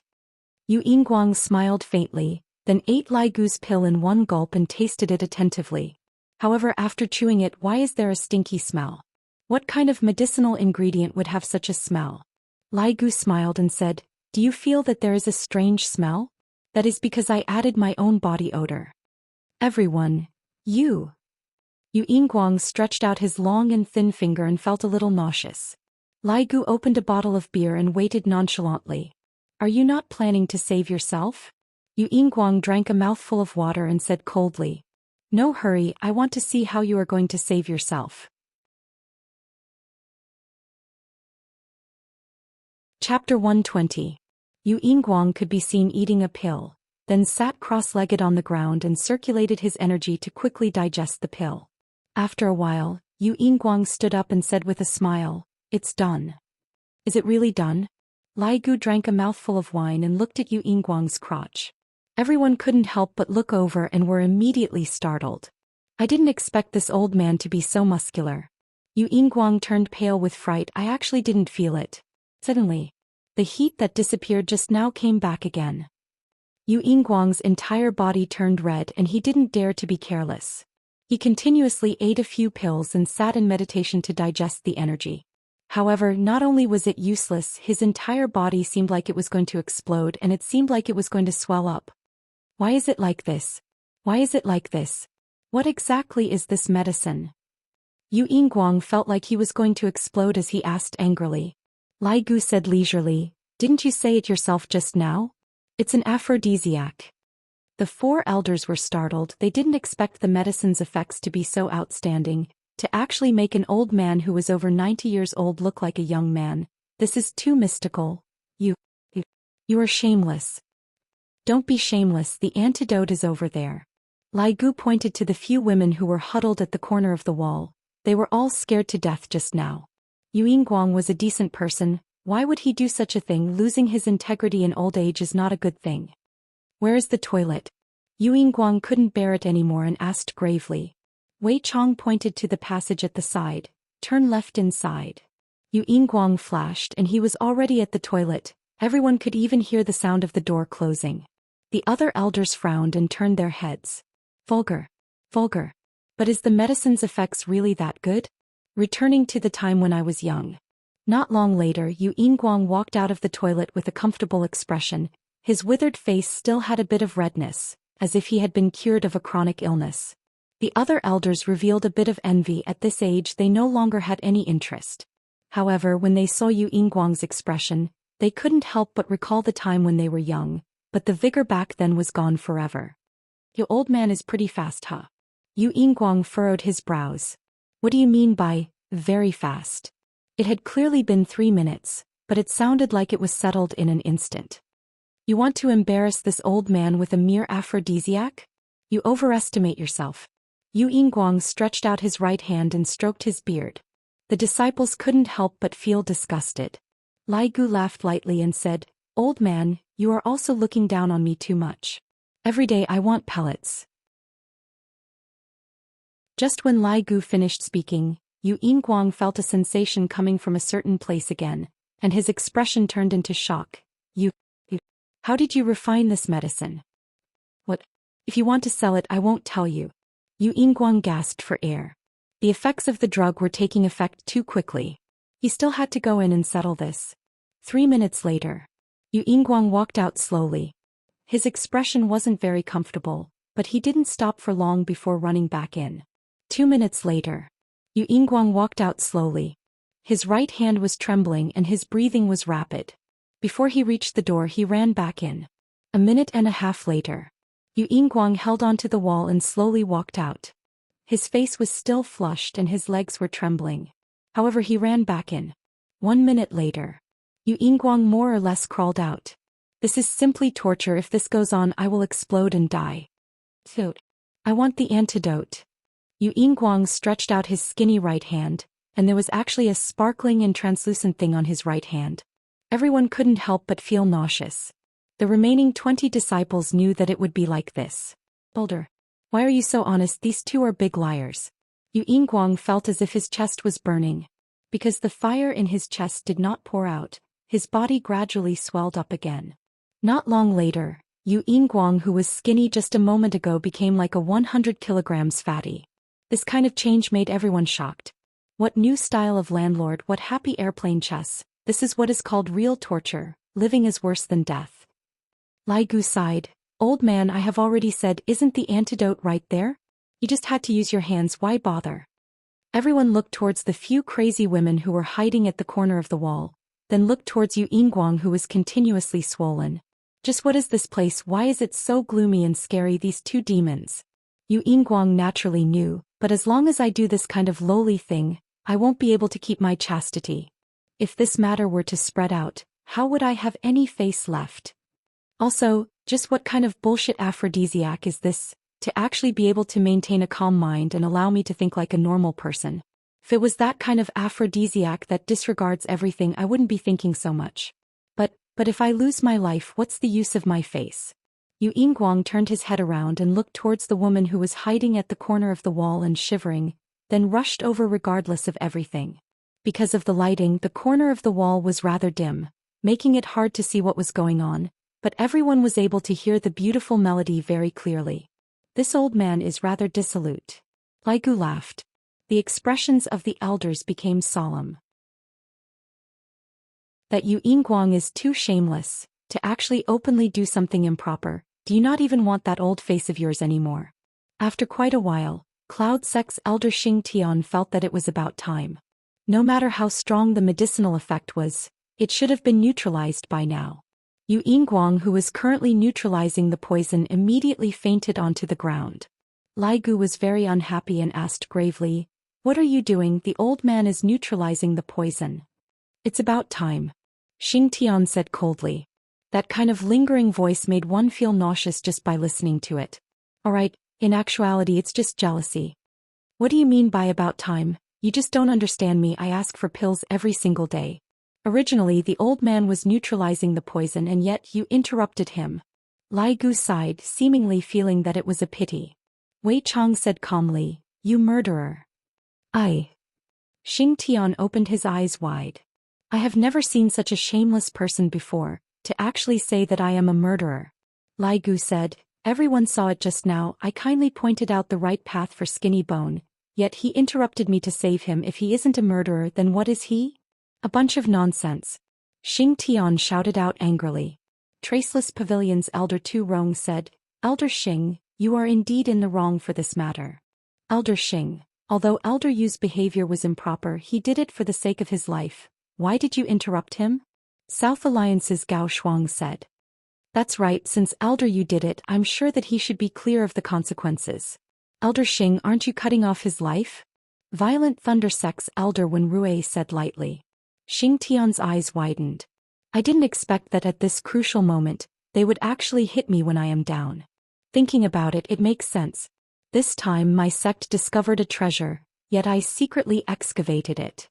It would be weird if they didn't hate me and what I did just now just happened to give them something to use against me."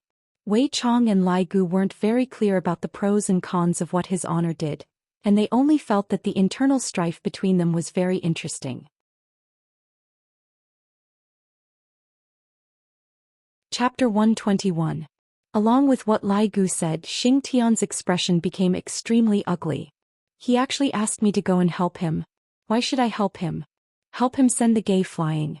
Elder Xing, if you don't help him, your crime of murder will be confirmed. You'll have to go to jail."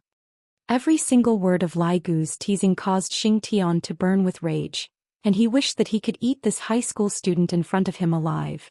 Just as everyone was talking, the unconscious Yu Yinguang swelled up once more. The speed was so fast that it left everyone speechless. Every now and then he was like a rubber ball. "It's too late." Lai Gu sighed. Bang. An explosion suddenly rang out. Those crazy women did not know what had happened. They were still laughing foolishly, but their bodies were covered in blood. "Tisk tiske tiske, you are just watching someone die and not helping them. That little brothers from Dry Zen sect can leave now." Lai Gu waved his hand and in the end, not a single person left. We can leave now, sit down and wait for supper. Lai Gu urged. One of them whispered, there are a total of 4 people from the Dry Zen sect, 3 men and 1 woman. Lai Gu went into a daze. This is too miserable. Say, why do you all have to go through the trouble of doing this? This is his honor's territory and you all even dare to come over to probe. All right. Take that woman away. A few men walked into the corner of the wall and pulled out one of the crazy women. Then they let her out. Exaggerated laughter immediately rang out from outside. Not long after, an ear-piercing screech of brakes could be heard. Lai Gu let out a long sigh. A young lady in the prime of her youth is gone just like that. It's all your boss's fault for recklessly giving out orders and even to the point of not saving her. Sigh. In actuality, the 2 of them didn't intend to kill anyone. What they needed was to shock and awe. Just now, Lai Gu had already revealed the answer. However, Skinny Gu was killed by someone else. He was really innocent. I'll do it. Xianxia shouted in a deep voice. Lai Gu's interest was piqued again as he said, me or him? Xianxia pointed at Lai Gu and shouted. Hee, at least you have good eyesight. What are we competing in? Lai Gu raised his eyebrows towards Wei Chong. You can just go and play at one side, all of them like handsome guys. Let's compete in swords. Compete in being despicable. Lai Gu immediately became stupefied. Even being despicable can be competed? The sword duel. It wasn't a competition of despicableness. Such a cheap no, such a sword. Xianxia took out his sword and accidentally blurted it out. His face turned slightly red. Lai Gu suddenly came to a realization. Oh, it's a sword competition. I thought that you were very cheap. Little fool, I'll let you see this elder's prowess in a while. Xianxia snorted coldly. Lai Gu pouted his mouth, then turned his head around and asked, gluttonous monster, where's my 11 meters long broadsword? No, where's my broadsword? Wei Chong smiled, I'll help you get it. Wei Chong walked into the storage room at the back and not long after, the sound of metal rubbing against the ground could be heard. When Wei Chong appeared dragging the 11-meter pig slaughtering knife, everyone was dumbfounded. Compared to the sword in Xianxia's hand, this was a huge object and that knife was as small as a needle. Lai Gu took over the huge pig slaughtering knife, and a hint of cold light could be seen on the blade of the knife. How do you want to compete? Xianxia's brows were solemn. He suddenly remembered that today's mission wasn't to fight with them, but to bring them away. He couldn't complicate the issue. He could just let it go, but he couldn't be like the elder of the Dry Zen sect. Let's fight each other once. Xianxia said in a deep voice. A hint of blood could be seen on Lai Gu's gaze. All right. You chop me first, then I'll chop you. Everyone took in a breath of cold air. That embroidery needle of yours won't be able to stab someone to death. Look at the other party's 11 meters long broadsword. If it were to stab down, the depth of the broadsword would be unfathomable. No, it's a fight between weapons. Xianxia hurriedly explained. The excitement that Lai Gu felt just a moment ago immediately disappeared. Boring. Xianxia laughed dryly. Why do I feel so embarrassed? Xianxia could be seen shouting out lightly and the sword in his hand rang out. Everyone couldn't help but exclaim in admiration. Cloud Sect swordsmanship is indeed formidable. Lai Gu let out a yawn and raised the pig slaughtering knife in his hand. There was no sword cry, only cold light could be seen. Be gentler, don't disturb his honor. Wei Chong reminded in a low voice. Lai Gu wrinkled his brows. He was controlling his strength, but in the eyes of others, they would think that Lai Gu was afraid. Bang! The 2 weapons came into contact with each other and the floor beneath their feet instantly cracked. Lai Gu heaved a sigh of relief. I controlled my strength just right, and Wei Chong was also afraid that Lai Gu would disturb his honor. Xianxia gasped for breath. I didn't expect that the other party would actually be so strong. All right, let's go. Let's go, boring. Lai Gu waved his hand. I still feel that Skinny Gu is interesting, it's a pity that he died. Xianxia led the 5 sect disciples and walked out of the bar. Finally he couldn't bear it anymore and his blood flowed out violently. That slash from the other party just now caused my vitality to be greatly injured. This is too terrifying. Boulder. Quickly return to the sect. Right now Xianxia had to immediately return to the sect and seek help from the sect leader. If not, he would definitely vomit blood and die. Within Leisure Bar there were still 3 elders left and all of them were calculating. The other party's strength is very strong and Xing Tian's acting just now is indeed not bad, but that expression on his face was unable to be concealed. He definitely suffered from internal injuries. What should we do? I'll do it. Traceless Pavilion's elder Tu Rong walked out with a look that seemed as if he was facing death calmly. You want me to choose him? Lai Gu asked excitedly. Him. Tu Rong pointed at Wei Chong and said. Lai Gu let out a sigh. You actually chose a pervert, congratulations. The corner of Tu Rong's mouth twitched. This security guard's smile is so warm, he should be a bit better than this high school student, right? Suddenly, a sound rang out from the staircase and Wei Chong and Lai Gu's expression sunk. Did we disturb his honor? Everyone noticed that Wei Chong and Lai Gu's expression actually revealed nervousness. Everyone looked towards the staircase and the first thing that was revealed was a pair of calves. What a well-proportioned calves, followed by a pair of long legs. My God. Isn't this one of the twins that walked up just now? The hell are you two holding a bloody party? This is a bit interesting. Qin Yutong still hasn't removed her makeup yet, didn't she just die? Thus, I might as well take a bag of spicy gluten and go up. Lai Gu didn't even know how to address his honor's sister-in-law. Thus, I might as well just call her ordinary. Subordinate saw that Leisure Bar was too cold and cheerless, so I invited some extras over to act as a prop. Lai Gu said while stammering. Everyone turned pale with fright. Subordinate. These 2 perverts are that woman's subordinates. I didn't expect this. Their boss is actually a woman. If that's the case, doesn't that woman's strength is even more terrifying? Qin Yutong sized up Lai Gu, then took a look at Wei Chong, then took a look at the airplane chess on the ground as well as that severed arm. Picking up the spicy bar, Qin Yutong pouted her mouth. It's almost 12 o'clock, it should be more or less done. Subordinate understands. Lai Gu smiled. After Qin Yutong walked up to the staircase, Wei Chong and Lai Gu heaved a sigh of relief. Luckily it isn't his honor. Speak, what are we competing in? Wei Chong urged. Everyone didn't even dare to breathe loudly. That woman actually didn't even frown in the slightest. It could be seen that she is a cold-blooded person. Chapter 122. Within the bottle there was a red little bug that looked like a little ladybug. It would occasionally fly around a few times and it looked rather cute. Lai Gu opened another bottle of beer and felt sorrowful for this old fellow. Gluttonous monsters don't lack bugs at all. His original body was a monster and the parasites on his body made people feel numb. Luckily he had turned into a human now. Wei Chong smiled, then stretched his hand into his crotch and immediately took something out. A huge black bug could be seen appearing on Wei Chang's palm. It had countless tentacles. If one did not look carefully, one would think that it was hair. And those legs of the bug were just like those of a centipede, causing people's entire body to feel numb. Lai Gu turned his face away. That bug is too disgusting. Everyone let out faint vomiting sounds. Such a huge bug, how did you take it out from your crotch? Or could it be that you have been raising such a huge bug in your crotch? Wei Chong stretched out his hand and played with the black bug on his palm, and those countless tentacles actually wrapped around Wei Chang's fingers.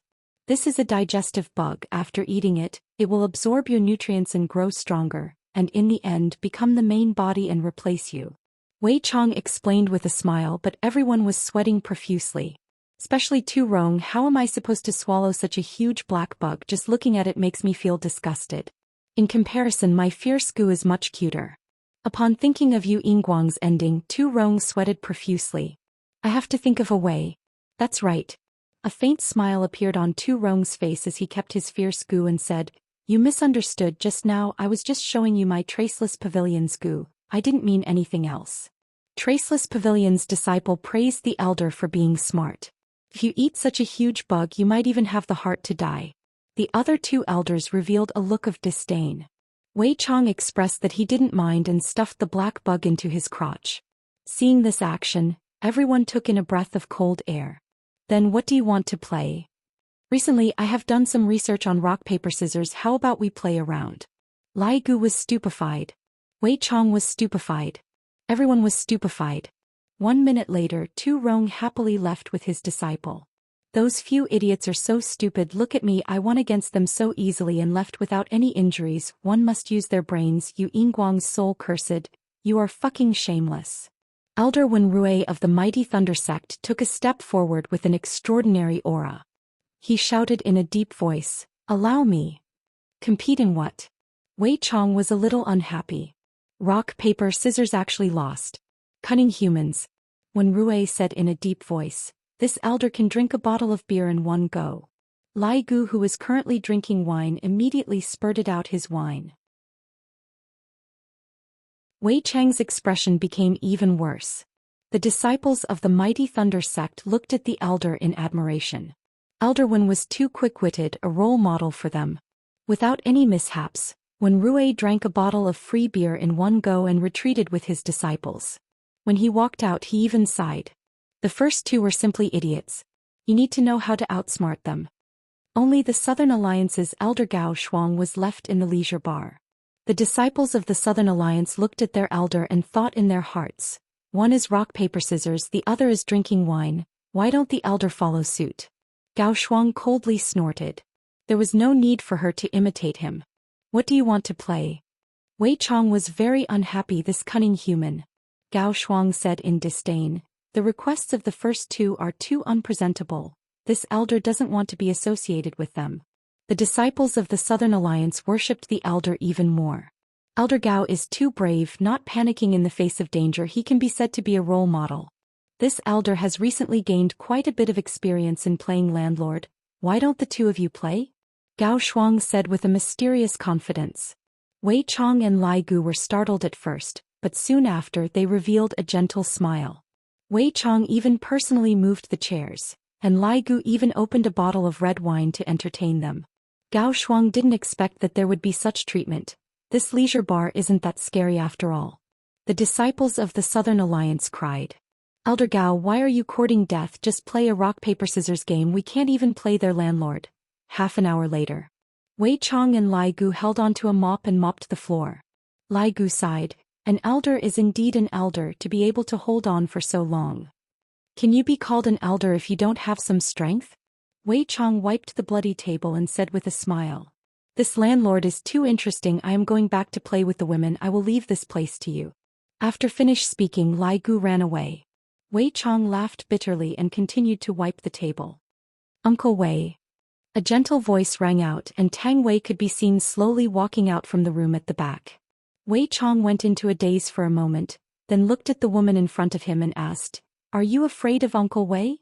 Tang Wei lightly hugged onto Wei Chang's waist and leaned her head onto Wei Chang's chest. A hint of black light flashed past her beautiful eyes. "I'm not afraid." Wei Chong laughed. "Clean up well, Uncle Wei will send you home." "Uncle Wei, did you forget that the light in my house is broken?" Tang Wei said shyly. "That's right, Uncle Wei will help you change it." Wei Chong smiled and patted onto Tang Wei's head. "Go and dig out those 4 people from the wall and throw them out." Oh. Tang Wei was currently gloomy. The 4 handsome generals of Jiangnan are going to be bullied by Little Punch again. Yi Hua, who was upstairs, did not know what was happening downstairs, but Qing Yutong knew about it. Observing her brother-in-law, he is really becoming more and more mysterious. After eating chicken for the entire night, Yi Hua expressed that he was not happy, because it had nothing to do with him at all. This little guy said that he wouldn't steal the limelight, but in the end he was a little swindler, stealing all of the limelight. "Uncle, I'm sorry, Ollie stole your limelight again." Yi Hua seemed to have already gotten used to it as he placed down his earphones. "Go to sleep. I will play one more round." Qingya muttered, but to her surprise Yi Hua directly carried Qingya up. Qing Yutong said disconsolately, "Can you two not show off your affection in front of me?" "Yi Hua, what are you doing? Put me down." Qingya's little fists hammered onto Yi Hua powerlessly, and her face was slightly red. "Is it possible for me to put her down?" "It's definitely impossible." "Ollie, you should sleep early too. Be careful that your mother will spank your butt," Qing Yutong said. "Mother might still be discussing matters. Ollie can still play one last round." "All right, one last round." "And one last round, Ollie will go to sleep." Yi Hua expressed that this was the never-ending last round. "Go and take a bath." After placing Qingya down, Yi Hua said faintly. Xianxia snorted, then sat on the bedside. Not going. There is a smell of smoke. Isn't it because of the smoke that you smoked? Do you want me to help you take a bath? Yihua wrinkled his brows and said gravely. Xianxia pouted her mouth, then glared at Yihua, then walked into the bathroom. After Xianxia finished taking a bath, Yihua also took a bath, then lied on the bed.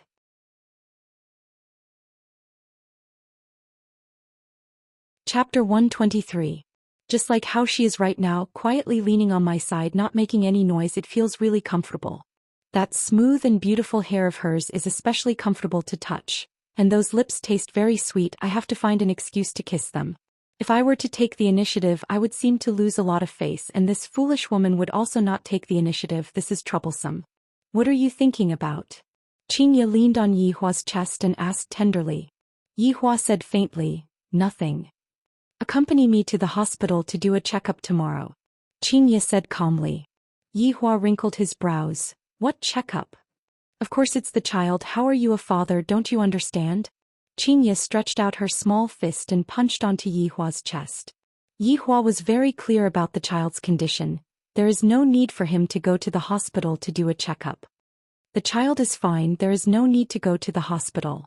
I know that you are a cultivator, but I am still worried. Xianxia's tone became weak. After being in contact with Dong Huangli for the past 2 days, she looked forward to the birth of her child even more. She wanted to ensure that everything would go smoothly. What? You don't believe me?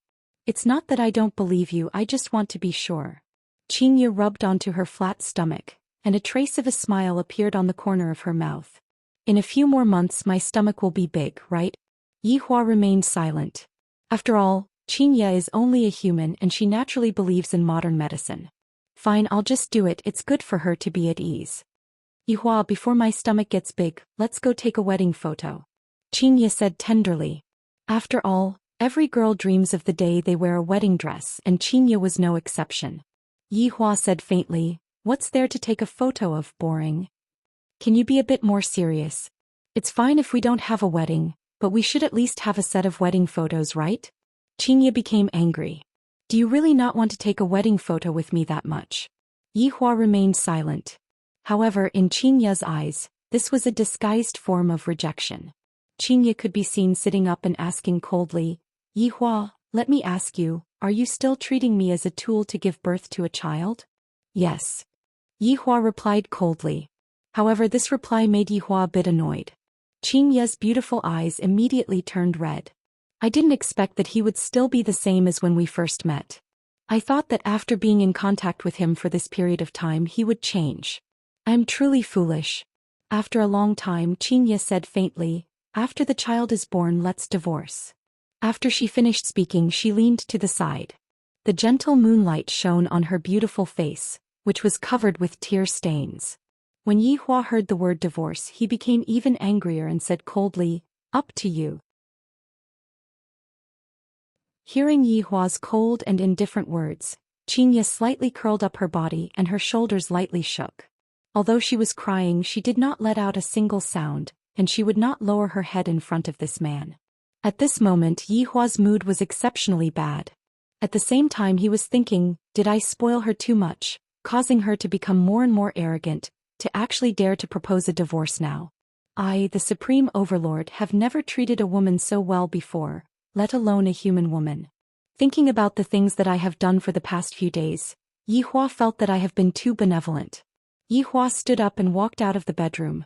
When Xianxia, who was at the side, heard the sound of Yihua leaving, at the moment when the door was closed, Xianxia finally couldn't hold back the grievance in her heart and cried out. Picking up the pillow that was below her head and hugging it in her bosom, Xianxia buried her beautiful face onto the pillow, and very quickly her tears of grievance wetted the pillow. For the sake of the child, I have the heart to walk down the path together with you, but you don't have the heart, and you even treat yourself as a tool to give birth to the child. I, Xianxia, have misjudged you. Coming to the office, Yihua took out a bottle of vodka, lit up a cigarette, then sat in front of the window and looked at the moonlight. Wei Chong, Lai Gu. Yihua called out gravely. Immediately Wei Chong and Lai Gu appeared at the same time. Without thinking too much, the two of them immediately kneeled onto the ground and kowtowed. Because the tone that His Honor used to call out to them was not right, It was as if they had returned to the past, the time when his honor was inhumane. Yi Hua squinted his eyes and looked at the full moon, then spat out a mouthful of smoke. Say, have I been too benevolent recently? Wei Chong and Lai Gu turned pale with fright. What is going on? Why did his honor change so quickly? A few hours ago his honor said that he was going to bring everyone out for an outing, and right now he actually completely changed. Lai Gu nudged Wei Chong, who was at the side. Aren't you very talkative? Quickly say something. How would Wei Chong dare to speak carelessly right now?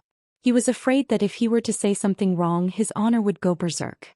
If that happened, would Xiao Tang still be able to live? Obviously not. Subordinate doesn't dare to try to figure out his honor's thoughts. Wei Chong said respectfully. I can only first figure out what exactly happened to his honor, then figure out how to deal with the problem. Seems like that Tang Wei has changed you a lot. Yi Hua said indifferently, just that the temperature of the air suddenly dropped. Wei Chong was greatly startled. Your honor, Xiao Tang is innocent. Yi Hua slowly stood up and walked in front of Wei Chong. Looking at Wei Chong, who had his head lowered, Yi Hua said, You are actually pleading for a human woman. The huge pressure caused Wei Chong to sweat profusely. Just what is going on with his honor? Your honor, Wei Chong didn't mean to contradict his honor. I hope that your honor can forgive him this time. Lai Gu hurriedly replied. Yi Hua took a deep breath. I have heard that human women have the ability to bewitch people since a long time ago. Seems like the rumors are true. Wei Chong and Lai Gu took a look at each other. The reason why his honor got so angry is because of the madam. However, the madam is only a human. How could she possibly make his honor get so angry? Lai Gu didn't have much contact with Wei Chong, thus he didn't understand Wei Chong very well. Meanwhile, Wei Chong felt that the madam was very gentle, and didn't seem like the kind of woman who would make others angry.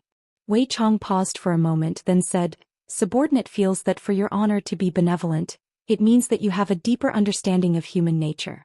After all, there are benevolent people among humans too. Yi Hua didn't say anything and lit up another stick of cigarette. Seeing that his honor didn't say anything, Wei Chong let out a sigh of relief. What your honor said just now, human women have the ability to bewitch people. Subordinate feels that we can understand it from another angle. Speak. Yi Hua said indifferently. Wei Chong was just speaking thoughtlessly, who knew that his honor would ask about it in detail. What should I do? Yi Hua stealthily pulled onto Lai Gu, who was at the side. Lai Gu waved his hand.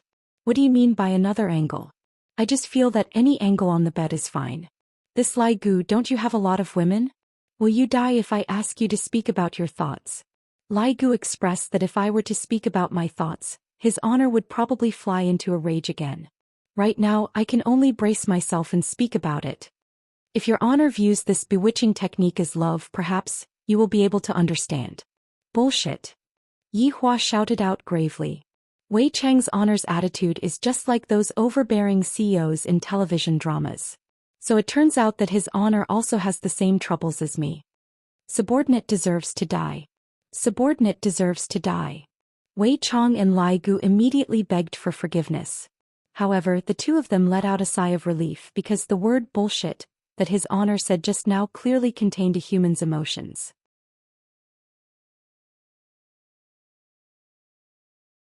Chapter 124.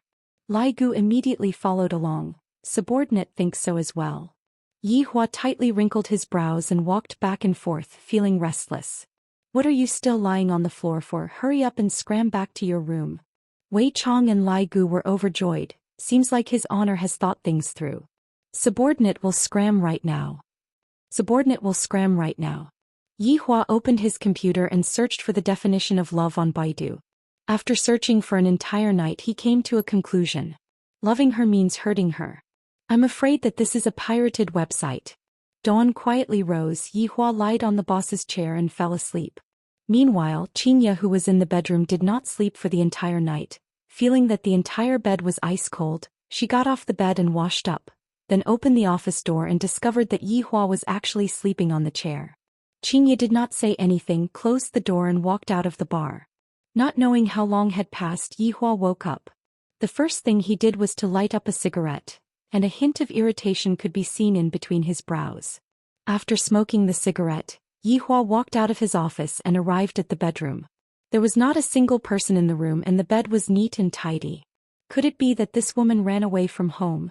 Yi Hua opened the wardrobe and discovered that Xianxia's clothes were all there. Even her shoes were all there. If this woman dares to leave, I will definitely tie her up. Arriving at sister-in-law's room as expected, Xianxia was hiding here. Just that she did not play games and was instead sleeping on her little sister's bed. The corner of Xianxia's eyes were still moist. On the table was a packed breakfast box which was completely empty. There was no portion for me. Is she really planning on divorcing me? Do you think that I won't be able to continue living without you? What a joke. What bullshit, love, this is completely bullshit. And also, this sister-in-law is actually giving me an attitude. All of you are really something. Qin Yutong was naturally standing on her big sister's side. Early in the morning, her big sister ran over with breakfast in her hands. Just that her expression was not right. Her pair of beautiful eyes were red and swollen. This was the first time Qin Yutong saw her big sister like this. No need to think too much, she must have definitely been bullied by brother-in-law. In the past, when the two of them quarreled, the quarrel would end within a minute. And from the looks of it, the situation today is not good. Big sister did not even say a single word and just lied down to sleep. And when I asked her what happened, she did not even say a single word. Although the system wants me to push the blame to brother-in-law, it is not forced. Big sister suffered such a big injustice. As a little sister, I definitely have to stand up. If you provoke me, be careful, I will elope with big sister. My poor sister, you're still being bullied by your brother-in-law even though you're pregnant. Little sister will take revenge for you. The scene of brother-in-law abusing big sister appeared in Qin Yutong's mind. I can't tolerate it. Qin Yutong could be seen suddenly standing up, and with a cold look on her beautiful face she said, "You, come out." Qin Yutong's aura is not bad, it seems like she is going to risk her life. Yi Hua sneered. There has never been anyone who dared to speak to me like this, not even Xianxia. The two of them walked out of the door and stared at each other. Qin Yutong was not weak at all, and her eyes were staring straight at Qin Yutong. Fuck brother-in-law, this pervert didn't even blink his eyes. My eyes are getting sore from staring at him. In an instant, Qin Yutong could be seen to have changed her strategy, and in an instant she held onto Yi Hua's arm and said sweetly, "Brother-in-law, recently I found a good movie, Black Cat Police Officer Wiley." Yi Hua sneered in his heart. I want to see what kind of tricks this sister-in-law is playing. Let's go take a look. Yi Hua said faintly. Yes. Qin Yutong pulled Yi Hua into the office, and an exquisite dagger immediately appeared in her hand. With lightning speed, Qin Yutong pressed Yi Hua onto the sofa, and she even rode on top of Yi Hua and placed the sharp dagger onto Yi Hua's neck. No one would have thought that such an unexpected scene would happen. If Wei Chong and Lai Gu were here, they would definitely be stupefied. In his honor's entire life, he had never been played with like this before, and you, a little girl, actually dared to do this. Yi Hua also didn't expect that his sister-in-law would actually make such a move, and he was indeed a bit stupefied. However, this courage of hers is not bad. I have to look at her in a whole new light. Speak. Why do you want to bully my big sister? Qin Yutong shouted coldly, and from the looks of it, it didn't seem like she was joking. System face. Master's personality that doesn't care about his life is back again. A cold glint appeared in Yi Hua's abstruse gaze. Do you know the consequences of doing this? I'm not afraid. The cold glint in Qin Yutong's beautiful eyes became even deeper. Ever since I was young, it was my big sister who tolerated me. Although we are not from the same mother, our big sister is still closer than a biological sister. When Qin Yutong saw how wronged and how sad her big sister was, Qin Yutong wished that she could find her brother-in-law and fight it out with him. However, when she thought about that pitiful little nephew of hers, she endured it. However, when she saw that her brother-in-law did not say anything when he came in, she became angry again.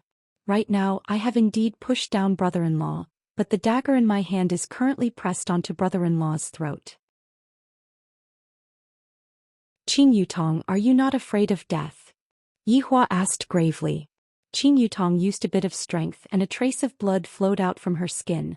For my big sister, I am not afraid. A trace of black fog appeared on Yi Hua's finger, and he asked gravely, how important is your big sister to you? She's my everything. Qin Yutong roared. Don't think that the reason why Qin Yutong didn't become the best actress was completely for fun. The reason why Qin Yutong shamelessly stayed here was so that she could push down brother-in-law. Qin Yutong only wanted to protect her big sister, that's all. When I was young, I was always taken care of by my big sister, and Qin Yutong decided that after I grow up, I will take care of my big sister. Even if Yihua did not appear, Qin Yutong would still shamelessly mix around with her big sister, then stay in her big sister's house and kill anyone who has improper thoughts towards her big sister. Unexpectedly, she found out that her big sister actually had a man. After these few days, she felt that they were quite compatible. Brother-in-law was also very formidable, and he was enough to protect big sister. Sometimes they would quarrel, but they would reconcile very quickly. However, today was different, and this made Qin Yutong very angry. Hearing Qin Yutong's roar, Yihua went into a daze, and the black fog on his finger gradually disappeared. Speak, why did you bully my big sister? My big sister is so kind, she wouldn't even step on an ant. Speak. Qin Yutong's emotions were very out of control as she shook Yihua. Yihua took a deep breath. Your big sister wants to divorce me. You definitely bullied my big sister, that's why my big sister said such words. Because I don't accompany her to take wedding photos. Yihua said faintly. Qin Yutong was a bit stupefied. This is different from what I thought. Shouldn't it be big sister being tied up by brother-in-law? And then big sister angrily brought up the divorce and looking at the traces of blood on brother-in-law's neck. I'm finished. Master, you better pray for your own good luck, I will be leaving first. Qin Yutong's gaze drifted about, embarrassedly kept the small dagger and said in a low voice, Brother-in-law, it's a misunderstanding, it's all a misunderstanding, I forgot to turn off my computer, I will go and turn it off. Stop right there. Yihua sat up and shouted gravely.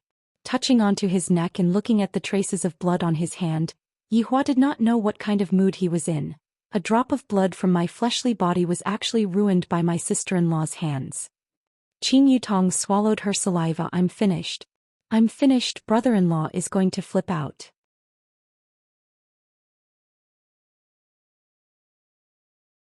Chapter 125. Yihua said coldly, come over. Brother-in-law, if you have something to say we can talk about it properly, we are also respectable people, it isn't good to use weapons. Where was Qin Yutong's imposing manner from just a moment ago? Yihua decided that today he must definitely teach this sister-in-law a lesson. To actually dare to point a knife at me, she must have eaten too much dragon meat. Get down. Yihua pointed at his leg and shouted. Qin Yutong was startled and her small face collapsed as she pouted her small mouth. Brother-in-law, Yutong knows that I am wrong, I will report you, I have a lot of big sister's dark history, can I use my good deeds to make up for my bad deeds? Get down. Qin Yutong dejectedly lied on Yihua's legs. Brother-in-law, be gentler. Raise your butt. Qin Yutong's perky buttocks stuck out, she was quite cooperative. Stab me with a knife. Do you still dare to do it? Yihua shouted out gravely. I must definitely teach this sister-in-law of mine a lesson. It hurts, it hurts, it hurts. Brother-in-law, be gentler. Brother-in-law, spare me, Yutong will not dare to do it again. Brother-in-law. Brother-in-law. Daddy. Daddy, spare me. Right now, Qin Yutong was already incoherent with her speech. It really hurts. Meanwhile, the more Yihua fought, the more excited he became. Suddenly, the sound of pa pa pa resounded in the office, and Qin Yutong's tender moan of pain could be heard mixed within. How was this a punishment? This was simply a reward in disguise. Congratulations, Master. You have completed the first mission. Qin Yutong, who was currently being spanked, went into a daze. Master, your brother-in-law accidentally touched your thigh just now. Qin Yutong suddenly came to a realization. Brother-in-law has such a good scheme, since he is able to take advantage of me, he is still able to do it so openly. Brilliant. It was too high. Yihua expressed that his hand slipped a bit just now. This Qin Yutong's skin is rather slippery, the feeling of hitting is not bad, it is very elastic. The one who is suffering is Qin Yutong. Isn't brother-in-law too heavy-handed with his attacks? It seems like he is even venting his anger on my sister-in-laws, but brother-in-law is so shameless. Who asked Qin Yutong to step into the muzzle of the gun? To begin with, Yihua's mood wasn't that good. I definitely won't be able to beat up my wife. Didn't this sister-in-law send over to be beaten up by me? How much longer are you going to lie there? Yihua had already stopped his hands for a very long time, while his sister-in-law was lying there motionlessly. Qin Yutong's beautiful face was completely red as she said in a small voice, I can't move anymore. If you dare do this again, even your sister won't be able to save you. Brother-in-law Yutong knows her mistake. I promise that there won't be a next time. Qin Yutong struggled to stand up. Right now not only was her butt hurting, she even felt that she had to go and change into a pair of pants. Yi Hua waved his hand and Qin Yutong limped out of the office. In her heart, Yi Hua scolded her brother-in-law for being shameless. Who would hit their sister-in-law like this? Didn't I already apologize to her? It hurts so much. Ouch, my little butt is already swollen. After sitting for a while, Yi Hua walked out of leisure bar. His stomach was a bit hungry. Luckily that Chinese crepe stall did not close. Add eggs and ham sausage. Yi Hua walked to the side of the stall and said. The auntie took a look at Yi Hua, then began to make breakfast while saying unhurriedly, "Young man, you have also been eating breakfast at auntie's place for a few years. Auntie doesn't feel that you are a bad person."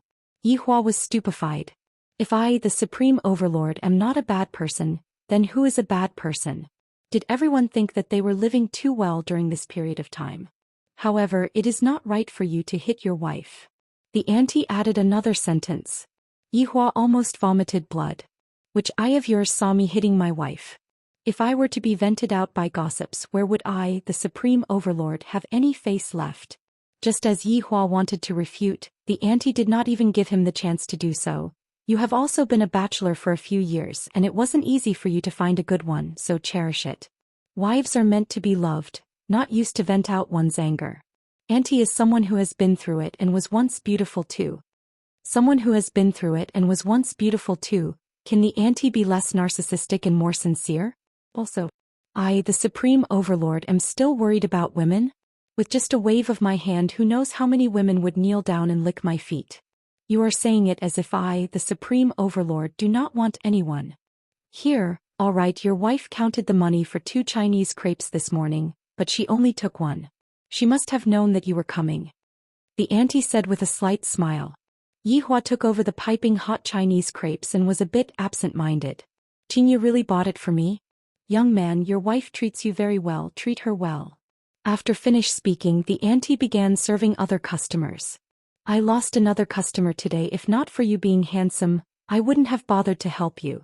Holding on to the piping hot Chinese crepes, Yi Hua returned to his bar and sat foolishly at the bar counter. Am I being too harsh towards Xianxia? Forget it, forget it. A great person will not remember the wrongs of a small person. I will forgive her after she apologizes to me later. After a while, as expected, familiar footsteps came from behind.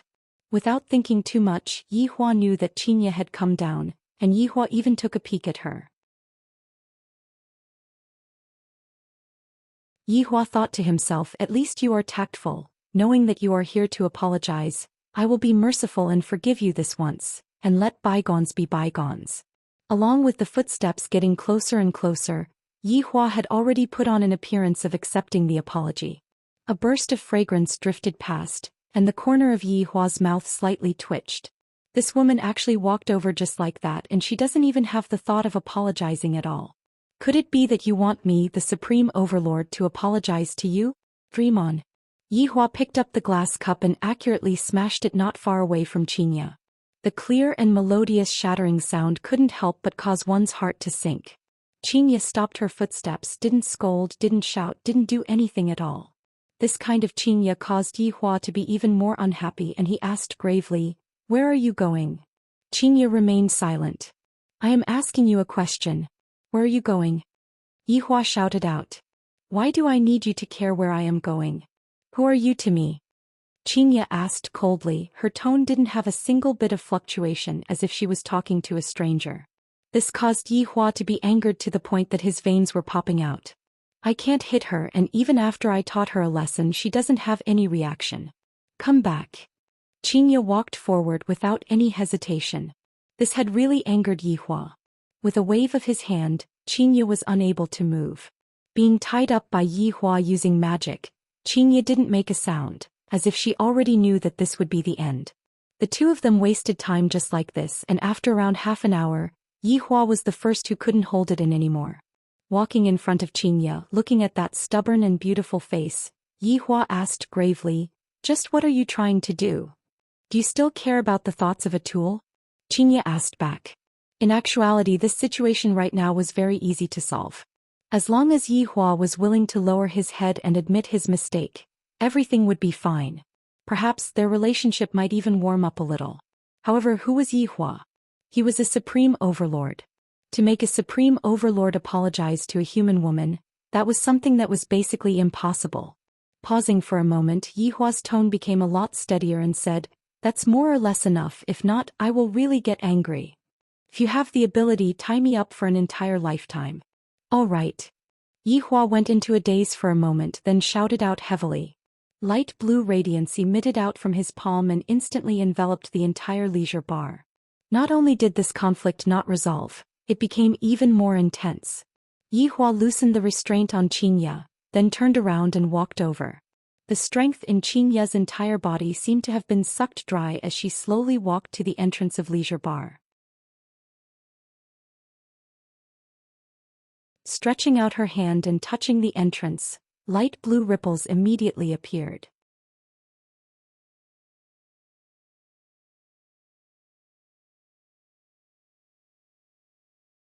Chapter 126. This bastard isn't human. Today I'll smash you, this broken Qing.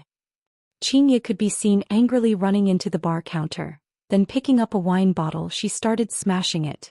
Immediately, crackling sounds rang out within the lounge of the bar, and a dense smell of wine drifted in the air.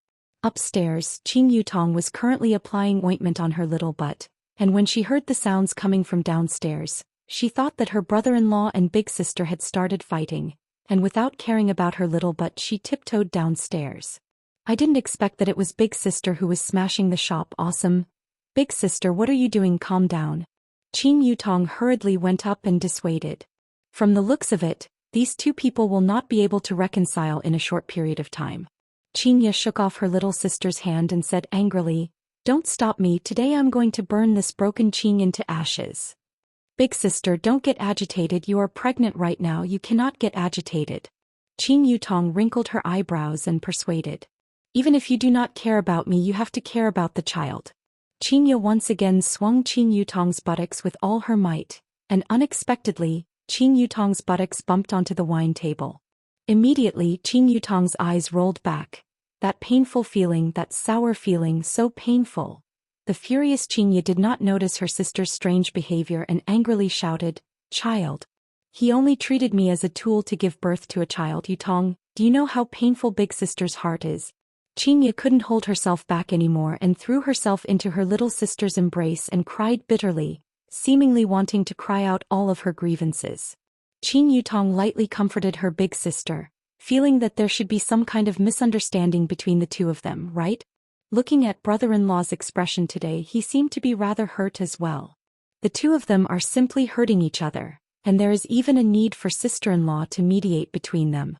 "My butt hurts so much. Big sister, I won't hide it from you, just a while ago I had already taught brother-in-law a lesson and even made a cut on his neck and helped you take revenge." Qing Yutong said as if she had won completely, and right now her little buttocks were all swollen up high. Xianxia went into a daze for a moment, then said while choking with sobs, "You are too reckless, what if someone dies? Just a moment ago didn't you wish for brother-in-law to die? Why did you become worried in the blink of an eye?" Qing Yutong had a face filled with disdain. Qing Yutong is truly a woman who doesn't have firm beliefs.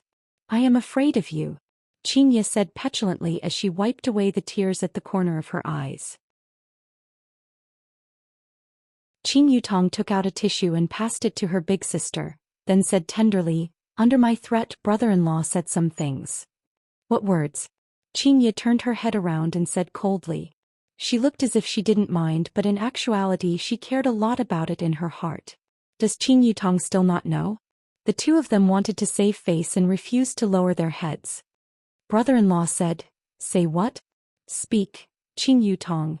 Are you going to tell me or not? Don't be anxious. Wait for me to control my emotions and learn from brother-in-law's state."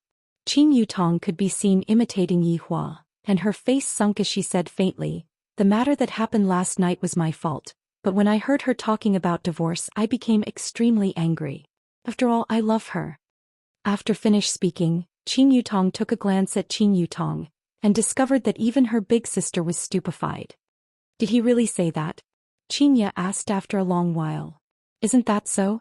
Didn't you see brother-in-law's regretful expression? He just didn't want to show it in front of you. Humph. In any case, I won't be able to forgive him so easily this time. Xianxia pouted her mouth. It seemed that her anger had already dissipated by more than half. That's right, we won't be able to forgive brother-in-law so easily this time. Xianxia silently nodded her head. Then big sister, you stay here and think about it first. I will be going upstairs. Qin Yutong immediately went upstairs and arrived at Yi Hua's office. Upon arriving, she saw that her brother-in-law was currently smoking a cigarette. Brother-in-law. Good news. Qin Yutong limped into the office and had a smile on her face. Yi Hua extinguished the cigarette and did not even turn his head back. I heard the sound from downstairs just now. This woman is simply out of control. Speak. Yi Hua said coldly. Qin Yutong shook her head helplessly. I really don't know how the two of us are going to get along with each other. Other people say that ice and fire are incompatible, and the two of us are just like two lumps of ice. Qin Yutong coughed lightly. My big sister told me the truth just now. The corner of Yi Hua's eyebrows slightly raised as he slowly turned around. What? Wait for me to control my emotions. Qin Yutong paused for a moment, then her beautiful eyes immediately turned red. Big droplets of tears flowed down as she pounced into Yi Hua's embrace. Soon after, Qin Yutong cried out loudly, Yutong, do you know how much big sister loves your brother-in-law? Big sister didn't go to work for him and played games with him, but he doesn't like big sister at all and even said that big sister is a tool to give birth to children. After Qin Yutong finished speaking, she stopped crying and said with a smile, Big sister was like that back then. Did she really say that? Yi Hua asked gravely. Isn't that so? Big sister loves you so much that she almost wanted to commit suicide just now. Luckily I am here. Qin Yutong patted on her chest with a look of, I did a meritorious deed. Do you want to reward me with something? Yi Hua snorted and his mood immediately became better. However, he said, at least she has a bit of foresight. That's right, big sister must have accumulated a lot of good karma for being able to marry brother-in-law. Qin Yutong said with a smile. A white medicine bottle could be seen appearing in Yi Hua's hand. Apply this medicine on your butt, it will be fine in a while. Thank you, brother-in-law. Qin Yutong felt that there was hope with brother-in-law, this great god. What is the point of needing the system? The system had already fainted from crying in the toilet. Yi Hua paused for a moment then said faintly, ask your big sister to come up and apologize. Ah. Qin Yutong didn't expect that her brother-in-law would still be like this, and she was instantly stupefied. What are you still standing there for? Qin Yutong's brain was spinning rapidly.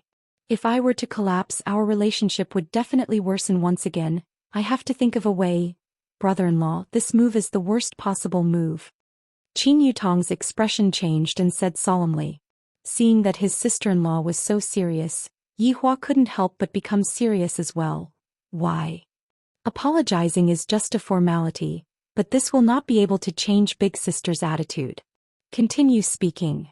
Qin Yutong let out a sigh of relief. Brother-in-law is so easy to deceive, he is an honest person, everyone quickly come and bully him. My big sister is a woman who would go up the roof and tear down the tiles if she doesn't get a good beating. After hearing that, Yi Hua silently nodded his head. Therefore, brother-in-law, you cannot forgive big sister so quickly, and you also cannot spoil her too much. However, don't fuss about last night's matter anymore. Do you understand what I mean? What you mean is, let me coldly treat your big sister and grind down her spirit. Yi Hua said gravely. I feel that it is somewhat reasonable. That's more or less what I mean. In any case, you also know how big sister feels about you. You have a point. The corner of Yi Hua's mouth slightly rose. I didn't expect that this woman would actually fall in love with me, at least you are sensible. Qin Yutong blinked her beautiful eyes. My big sister is currently downstairs. Yi Hua tidied up his clothes, adjusted his hairstyle, then opened the door and went downstairs. Seeing that you love me so much, I will not lower myself to your level.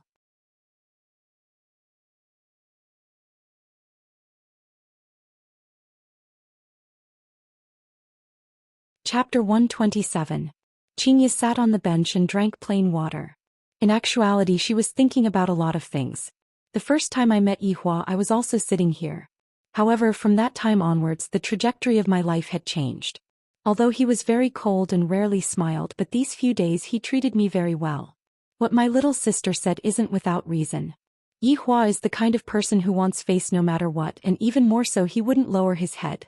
Perhaps it was because I angered him last night that he became angry. But even if he was angry he couldn't treat him like that. He didn't even explain himself. Suddenly, the sound of steady footsteps could be heard coming from the staircase. Xianxia quickly got into a good posture. I can't let Yihua look down on me. This time I definitely won't let him off easily, if not I will still be bullied in the future. Yihua slowly walked over, and when he saw Xianxia, who had a haughty look on her face, he laughed in his heart. You probably don't know this, right? Your little sister has already sold you out, and yet, you are still putting on an act here. It isn't your fault that you fell in love with me. After all, I, the Supreme Overlord, am too outstanding, and there isn't a second person like me in this world. Seeing that Yihua was standing there and not speaking, Xianxia pursed her lips. Let's see how long you can be stubborn for. If you love me then just say it out. What is there to be embarrassed about? It's no wonder I have become more beautiful recently. Yihua is embarrassed. A man who cares about his face no matter what. Let's see who can last longer. Yeah, this woman is really enduring. She loves me so much that she is hovering between life and death. Just a moment ago she even tried to commit suicide. Now that she saw me coming down, I reckon that her heart must be blooming with joy. Let's see how long you can hold it in for. Just like that, the two of them wasted 10 minutes and finally Xianxia was unable to hold back anymore. I'm going to the hospital. A trace of an arc appeared on the corner of Yihua's mouth. Aren't you very stubborn? In the end they still succumbed to my charm. With a light touch of his hand, the light blue barrier disappeared like a bubble. Xianxia pouted her mouth. Wasn't I very arrogant? If you have the guts, don't leave. Continue to lock yourself up. Why don't you say that you love me? Will it kill you to say that I love you? Picking up her bag, Xianxia walked out of Leisure Bar and Yihua followed after her. Before walking out he even shouted towards the upstairs, Yutong, come down and do some cleaning. Qing Yutong, who was upstairs, almost wanted to cry. Not only do I have to be the peacemaker, I even have to be the waitress. When brother-in-law is in a bad mood I even have to offer up my butt. It was still the same Audi A8. Xianxia was the driver and Yihua was the master. After setting the route, Xianxia started the car and drove towards a people's hospital. In the car neither of them spoke. In fact they were waiting for the other to speak first. However, neither of them spoke and so they just waited. In actuality, Yihua didn't expect that Xianxia would actually love him to the point that she would commit suicide. What a foolish woman, why did she have to pretend to be cold and aloof? Xianxia also didn't expect that Yihua would complain in front of her sister. Aren't you a cold and aloof cultivator? You just like to act cool. Along the way, the two of them arrived at a people's hospital. Xianxia had already arranged everything and all that was left was to wait for the examination. Yihua was naturally going to accompany this foolish woman. Yihua really wanted to tell the others that just now this fool went to commit suicide because of me, and right now he still has that cold and arrogant look on his face. This is too amusing. And when Xianxia saw that the other women were looking at Yihua as if they were infatuated, she really wanted to tell them, you all don't need to look at him anymore. This idiot has already fallen in love with me and is unable to extricate himself. Seeing that Xianxia was going to get a checkup, Yihua didn't follow her into the hospital. In actuality, he didn't really like this place. The hospital had an unpleasant smell to it. He walked out of the building and strolled around. He was in a good mood. At the side of the people's hospital, there were a lot of elderly people who had set up stalls, and all of them claimed to be half immortals. This handsome brother, do you want to have your fortune read? Don't go, how about having your fortune read? Your future can also be read too. This little brother, I have top-notch not falling pills here. I guarantee that you will be able to enjoy yourself every night. Boring humans to use this kind of method to deceive their own kind, they are really hypocritical. Selling medicine. Selling medicine. All of these are miracle pills that have been blessed, 5 RMB for one pill. Eating one pill guarantees to prolong one's life. If it's ineffective, I will refund you. If you buy 2 pills, you will also get a lollipop pill for free.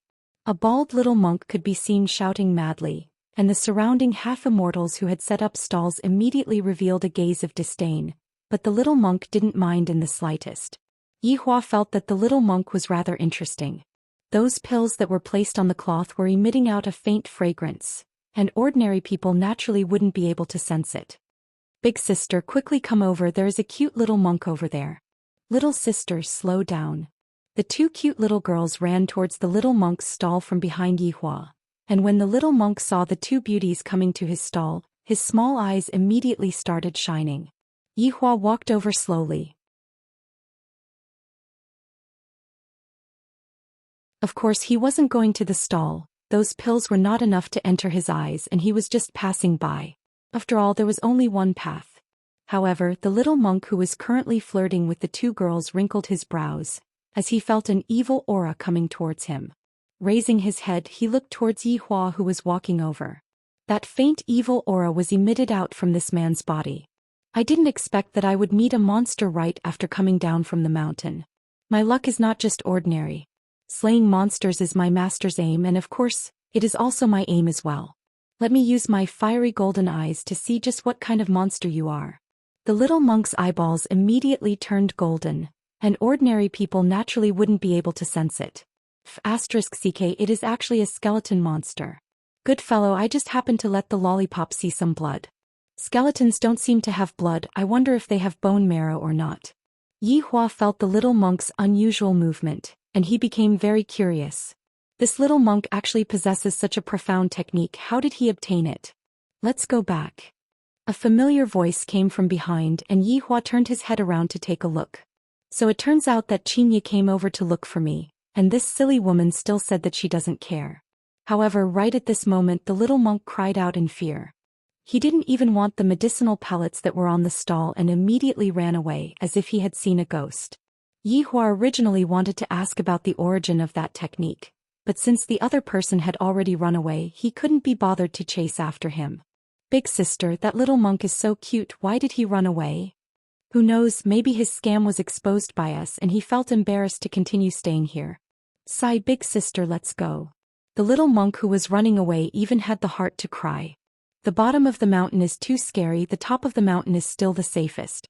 Master, when are you coming back? Your disciple has seen a big secret. At the start, the little monk's fiery golden eyes were indeed looking at Yihua, but following Xianxia's shout, the little monk's gaze shifted over and immediately he was scared witless and immediately ran away. As for what he saw, only the little monk himself knew. Xianxia's expression was ice cold. I just finished checking and this fellow actually disappeared. He kept saying that children are important, but in the end I don't even know where he went. However, not knowing why, Xianxia just felt that Yihua was strolling at the side door. When she went out to take a look, it was indeed as she had expected.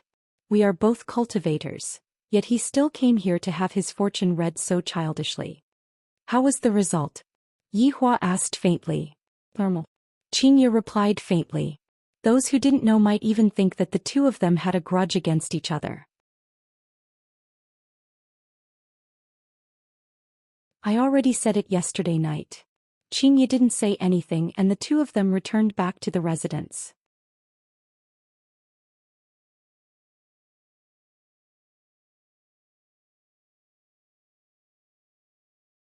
Chapter 128. After the two returned to Leisure Bar, they still did not speak a single word.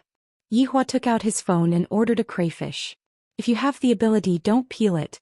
Qin Yutong could be said to be extremely unlucky today. She had just cleaned up the Leisure Bar and her waist and back were aching. Brother-in-law, what are we eating for lunch? Seeing her brother-in-law and big sister had returned, Qin Yutong hurriedly asked, and the meaning behind her words was very clear. Brother-in-law, I want to eat meat, crayfish. Qin Yutong's face was filled with disappointment. She missed the feeling of eating meat. When the meat was placed in her mouth, it would leave a fragrant taste in her mouth, and when she lightly sucked on it, the juices would even flow out, immediately making her feel relaxed and happy. He had never eaten such delicious meat before and his skin felt great after eating it. It was much more delicious than the crayfish. Being unlucky was nothing. What was even more despairing was yet to come. The three of them sat at the dining table. Yihua and Xianxia did not even move their chopsticks, and Qin Yutong was just blankly looking at them. Are they still not reconciled yet? If you all are not going to eat, I will eat first. After finished speaking, Qin Yutong wore the gloves. But as he ate, he felt that the atmosphere was not right. Could it be that they were going to quarrel again? Brother-in-law, please have some shrimp. Sister, please have some shrimp. Grandmasters, please have some shrimp. Qin Yutong vowed, next time I will not be the peacemaker anymore, the one who will be tired will be me. Yi Hua snorted coldly. Right now you don't even want to peel the prawns anymore. Seems like you are quite stubborn. I will deal with you at night. At the same time, Xianxia snorted coldly. You want me to peel the prawns for you? Saying, wife, I was wrong, is more like it. A few caddies of crayfish were peeled off by Qin Yutong by herself, and Qin Yutong felt that her fingers were stinging. Don't call me for dinner, I will settle it myself.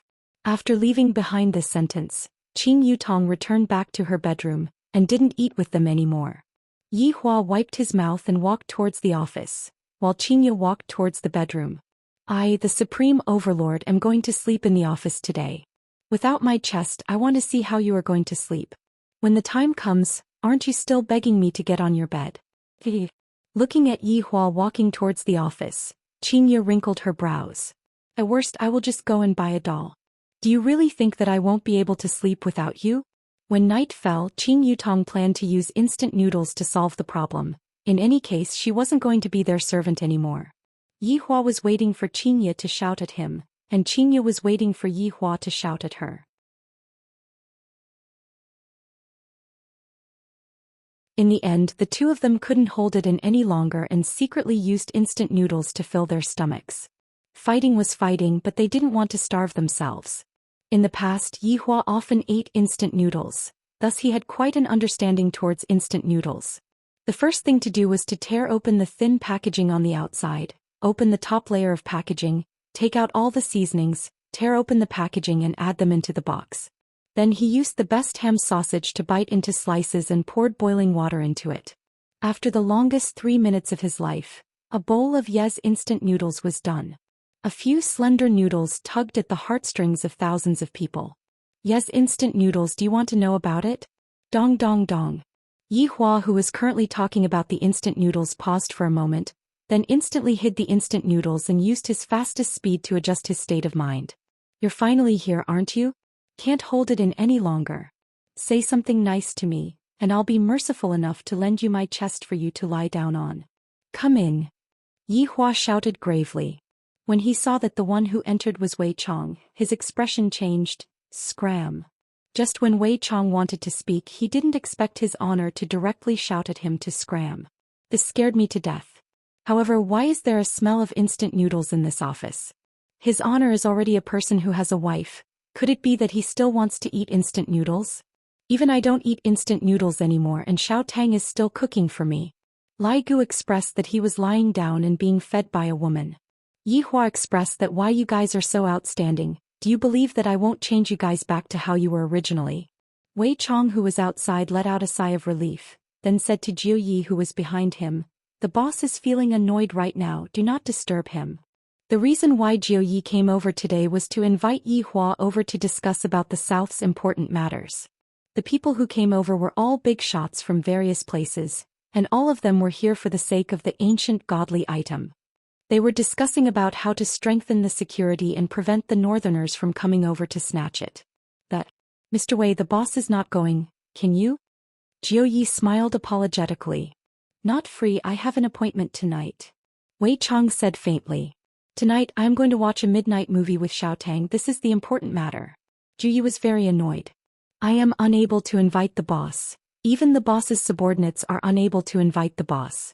Right now the ancient godly item is getting restless, and the northerners have already infiltrated into the south, preparing to snatch it. If the ancient godly item were to be snatched away, the entire south's face would be completely thrown away. Mr. Wei, this matter concerns the entire south. How about you send a representative over to take a look? Jiu Yi could be said to be painstakingly trying to pull Yi Hua closer. In actuality, Yi Hua's attitude was indifferent. If I didn't get into a deadlock with Xianxia, I could bring Xianxia over to broaden her horizons. Unfortunately, right now Yi Hua was currently fighting with Xianxia, expressing that he was not in the mood to do so. You go wait outside, I will call someone over. That's great, thank you, Mr. Wei. Jiuyi was relieved. As long as the boss sends someone over, it will be fine. Jiuyi walked out of leisure bar and sat in the luxury car that was waiting outside. While waiting for Wei Chong to call someone over, Wei Chong came to leisure bar's toilet. Wei Chong called out lightly, "Death Mage." Under Long and City's South Lake Bridge, this was the place where the vagrants stayed. Among the vagrants there was a man who wore a black robe. Right now he was sitting on a long sickle. His left hand was holding onto a phone, and the bone finger of his right hand was fiercely tapping on the screen. From time to time the sound of gold coins clattering could be heard, but not long later the screen would be displayed. Insufficient balance, please top up. Insufficient balance on the card. That's right. This person was Death Mage who gambled badly. A few days ago he was still living in a luxurious house and drinking beer, but in the end he really gambled and lost all of his family's fortune without cheating. In this kind of situation he definitely had to look for the banker, but in the end the banker had actually already jumped down from the rooftop. Death Mage was angered to the point that he almost went berserk. Death Mage swore that he would never touch a ball again in his entire life, and even more so, he would never gamble. Unexpectedly, one of the football fans sent out a small program and Death Mage curiously clicked on it. I feel that this game of fishing is very interesting. In an afternoon's time, I contributed all of my remaining money to this great little program. Holding onto the remaining money in his hands, Death Mage felt a deep pain in his heart. Damned humans, why did they have to invent gambling? Suddenly receiving the summons from his master, a red light flashed past Death Mage's eyes. With work to do, it means that I have income and I can still continue playing. Wasn't there a person here just now? Where did he go? Who knows? He sat there and played fishing for the entire afternoon, and he even took my power bank to charge. Power bank? Fuck, where did my power bank go? This damned bastard even stole my power bank, shameless. In leisure bar's toilet. Don't lie down, the floor is dirty. Seeing that Death Mage was going to kneel down, Wei Chong immediately stopped him. Death Mage said respectfully, "Thank you, master."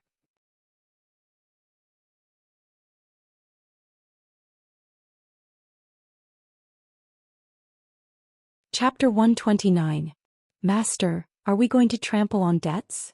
Death Mage expressed that trampling on debts would have a very bright future, and the profits would be very high. No, you can go and take a seat. Master, don't we have to kill people? Death Mage was very disappointed. Recently, I haven't been able to receive any missions to kill people. Do as you see fit. The car is waiting outside. Buy a mask and wear it. Don't scare people. Wei Chong said. Death Mage seemed to be a bit embarrassed. Master, subordinate doesn't have any more money. Wei Chong let out a heavy sigh and took out his wallet. Death Mage's eyes were flickering with a red light.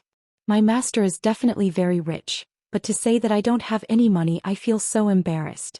Looking at the money in the wallet, Wei Chong couldn't help but wrinkle his brows. There are two 1 RMB coins, one is 50 RMB and the other is 10 RMB. There is only a total of 62 RMB. After getting a girlfriend, my expenses sure are high. But I feel embarrassed to ask his honor for money. I should look for Lai Gu to borrow some money some other day. All of Lai Gu's women are celebrities. I reckon that he doesn't lack money. Wei Chong reluctantly took out a 10 yuan note. After watching the movie tonight, he would still need supper. 52 yuan should be enough. Looking at his master taking out a soft 10 RMB note, Death Mage suddenly had a strange feeling. Master is really living a miserable life. I really can't bear to take this 10 RMB note. What are you waiting for? Get to work. Wei Chong urged. He quietly put away the 10 yuan, forgetting that he still had to take a taxi to send Tang Bingyao back. Just a moment ago, Death Mage was just about to stretch out his hand to take it, but he didn't expect that his master would put it away again. I feel so awkward, so the master was so stingy. Walking out of the toilet, Death Mage walked through the leisure bar with his head lowered. At the same time he took a clown mask from the table. From other people's perspective, they might even think that he was role-playing, as that sickle looked so realistic. Jiuyi was very curious about who Wei Chong would call over. He was truly too fucking curious. This leisure bar had this kind of magical power. Those who didn't understand would think that it was a tiger's den, but those who understood a little would be filled with boundless curiosity. Thoroughly understood. They're all weirdos. He took out a Cuban cigar, put it under his nose, sniffed it and cut off one end. The lackey in front of him was instantly enraged. This young man had a bright future.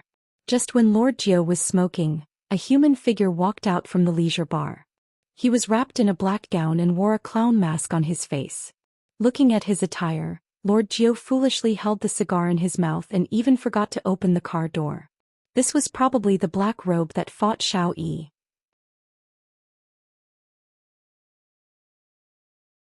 That Wei Chong actually called over such a ferocious person. How did he do it? This is too fucking scary, isn't it? Please don't sit beside me, don't. Death Mage opened the car door by himself, and with a stab of the sickle in his hand, a hole was cut open on the roof of the car, and the sickle that was emitting a cold glint just happened to stab onto Jiu Ye's cigar, cutting it into two. A Rolls-Royce Phantom was sliced in half just like that. Death Mage retreated once again, and an ear-piercing sound suddenly rang out beside Jiu Ye's ears. When Jiu Yi raised his head to take a look, he saw the panoramic sunroof at the back row. He turned the scythe of death into a walking stick before sitting down steadily. Lord Jiu reflexively moved to the other side and sat down. What should he say now? That person is someone who fought against Xiao Yi. What should I do? I'm waiting for you online. I'm urgently looking for you. After sitting in the car, Death Mage was thinking about another matter. Wasn't my subordinate, Death Assassin, on a business trip? That Long Outyan must be a rich man. After he finished his business tonight, he would go and knock some lollipops. Long Outyan, who was currently training hard, felt a gust of cold wind and couldn't help but tremble. Jiu Yi, are we going? The driver in the front asked while trembling with fear. Go. While being blown by the natural wind, Jiu Yi felt very melancholic. Ever since I met the boss, I feel that I am not like myself anymore. Your Excellency, how should I address you? GGG. Imperial translation, idiot.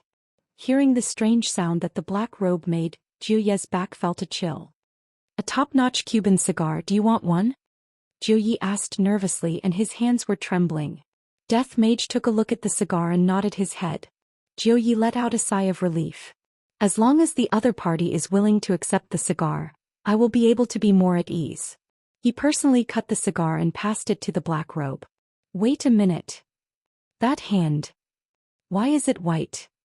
When he saw the black robe taking off his mask, Jiu Ye's eyeballs almost popped out. This isn't a fucking human. It's actually a skeleton. There is a fucking skeleton sitting beside me. What should I do? I'm waiting online. Jiu Yi took out a golden bright lighter and lit it up with both of his hands. However, his hands were trembling very intensely. Death Mage took a deep breath. I feel that it's not bad, it's quite flavorful. However, Jiu Yi wasn't calm anymore. This black robe's entire body was emitting smoke, and those who didn't know would think that the car was on fire. How can it not emit smoke? After taking a deep breath, the inside of the black robe is filled with bones, even beer would leak out. GGG, Imperial translation, I want all of those. Although Jiu Yi didn't understand what the black robe was saying, his finger was pointing at the cigar box.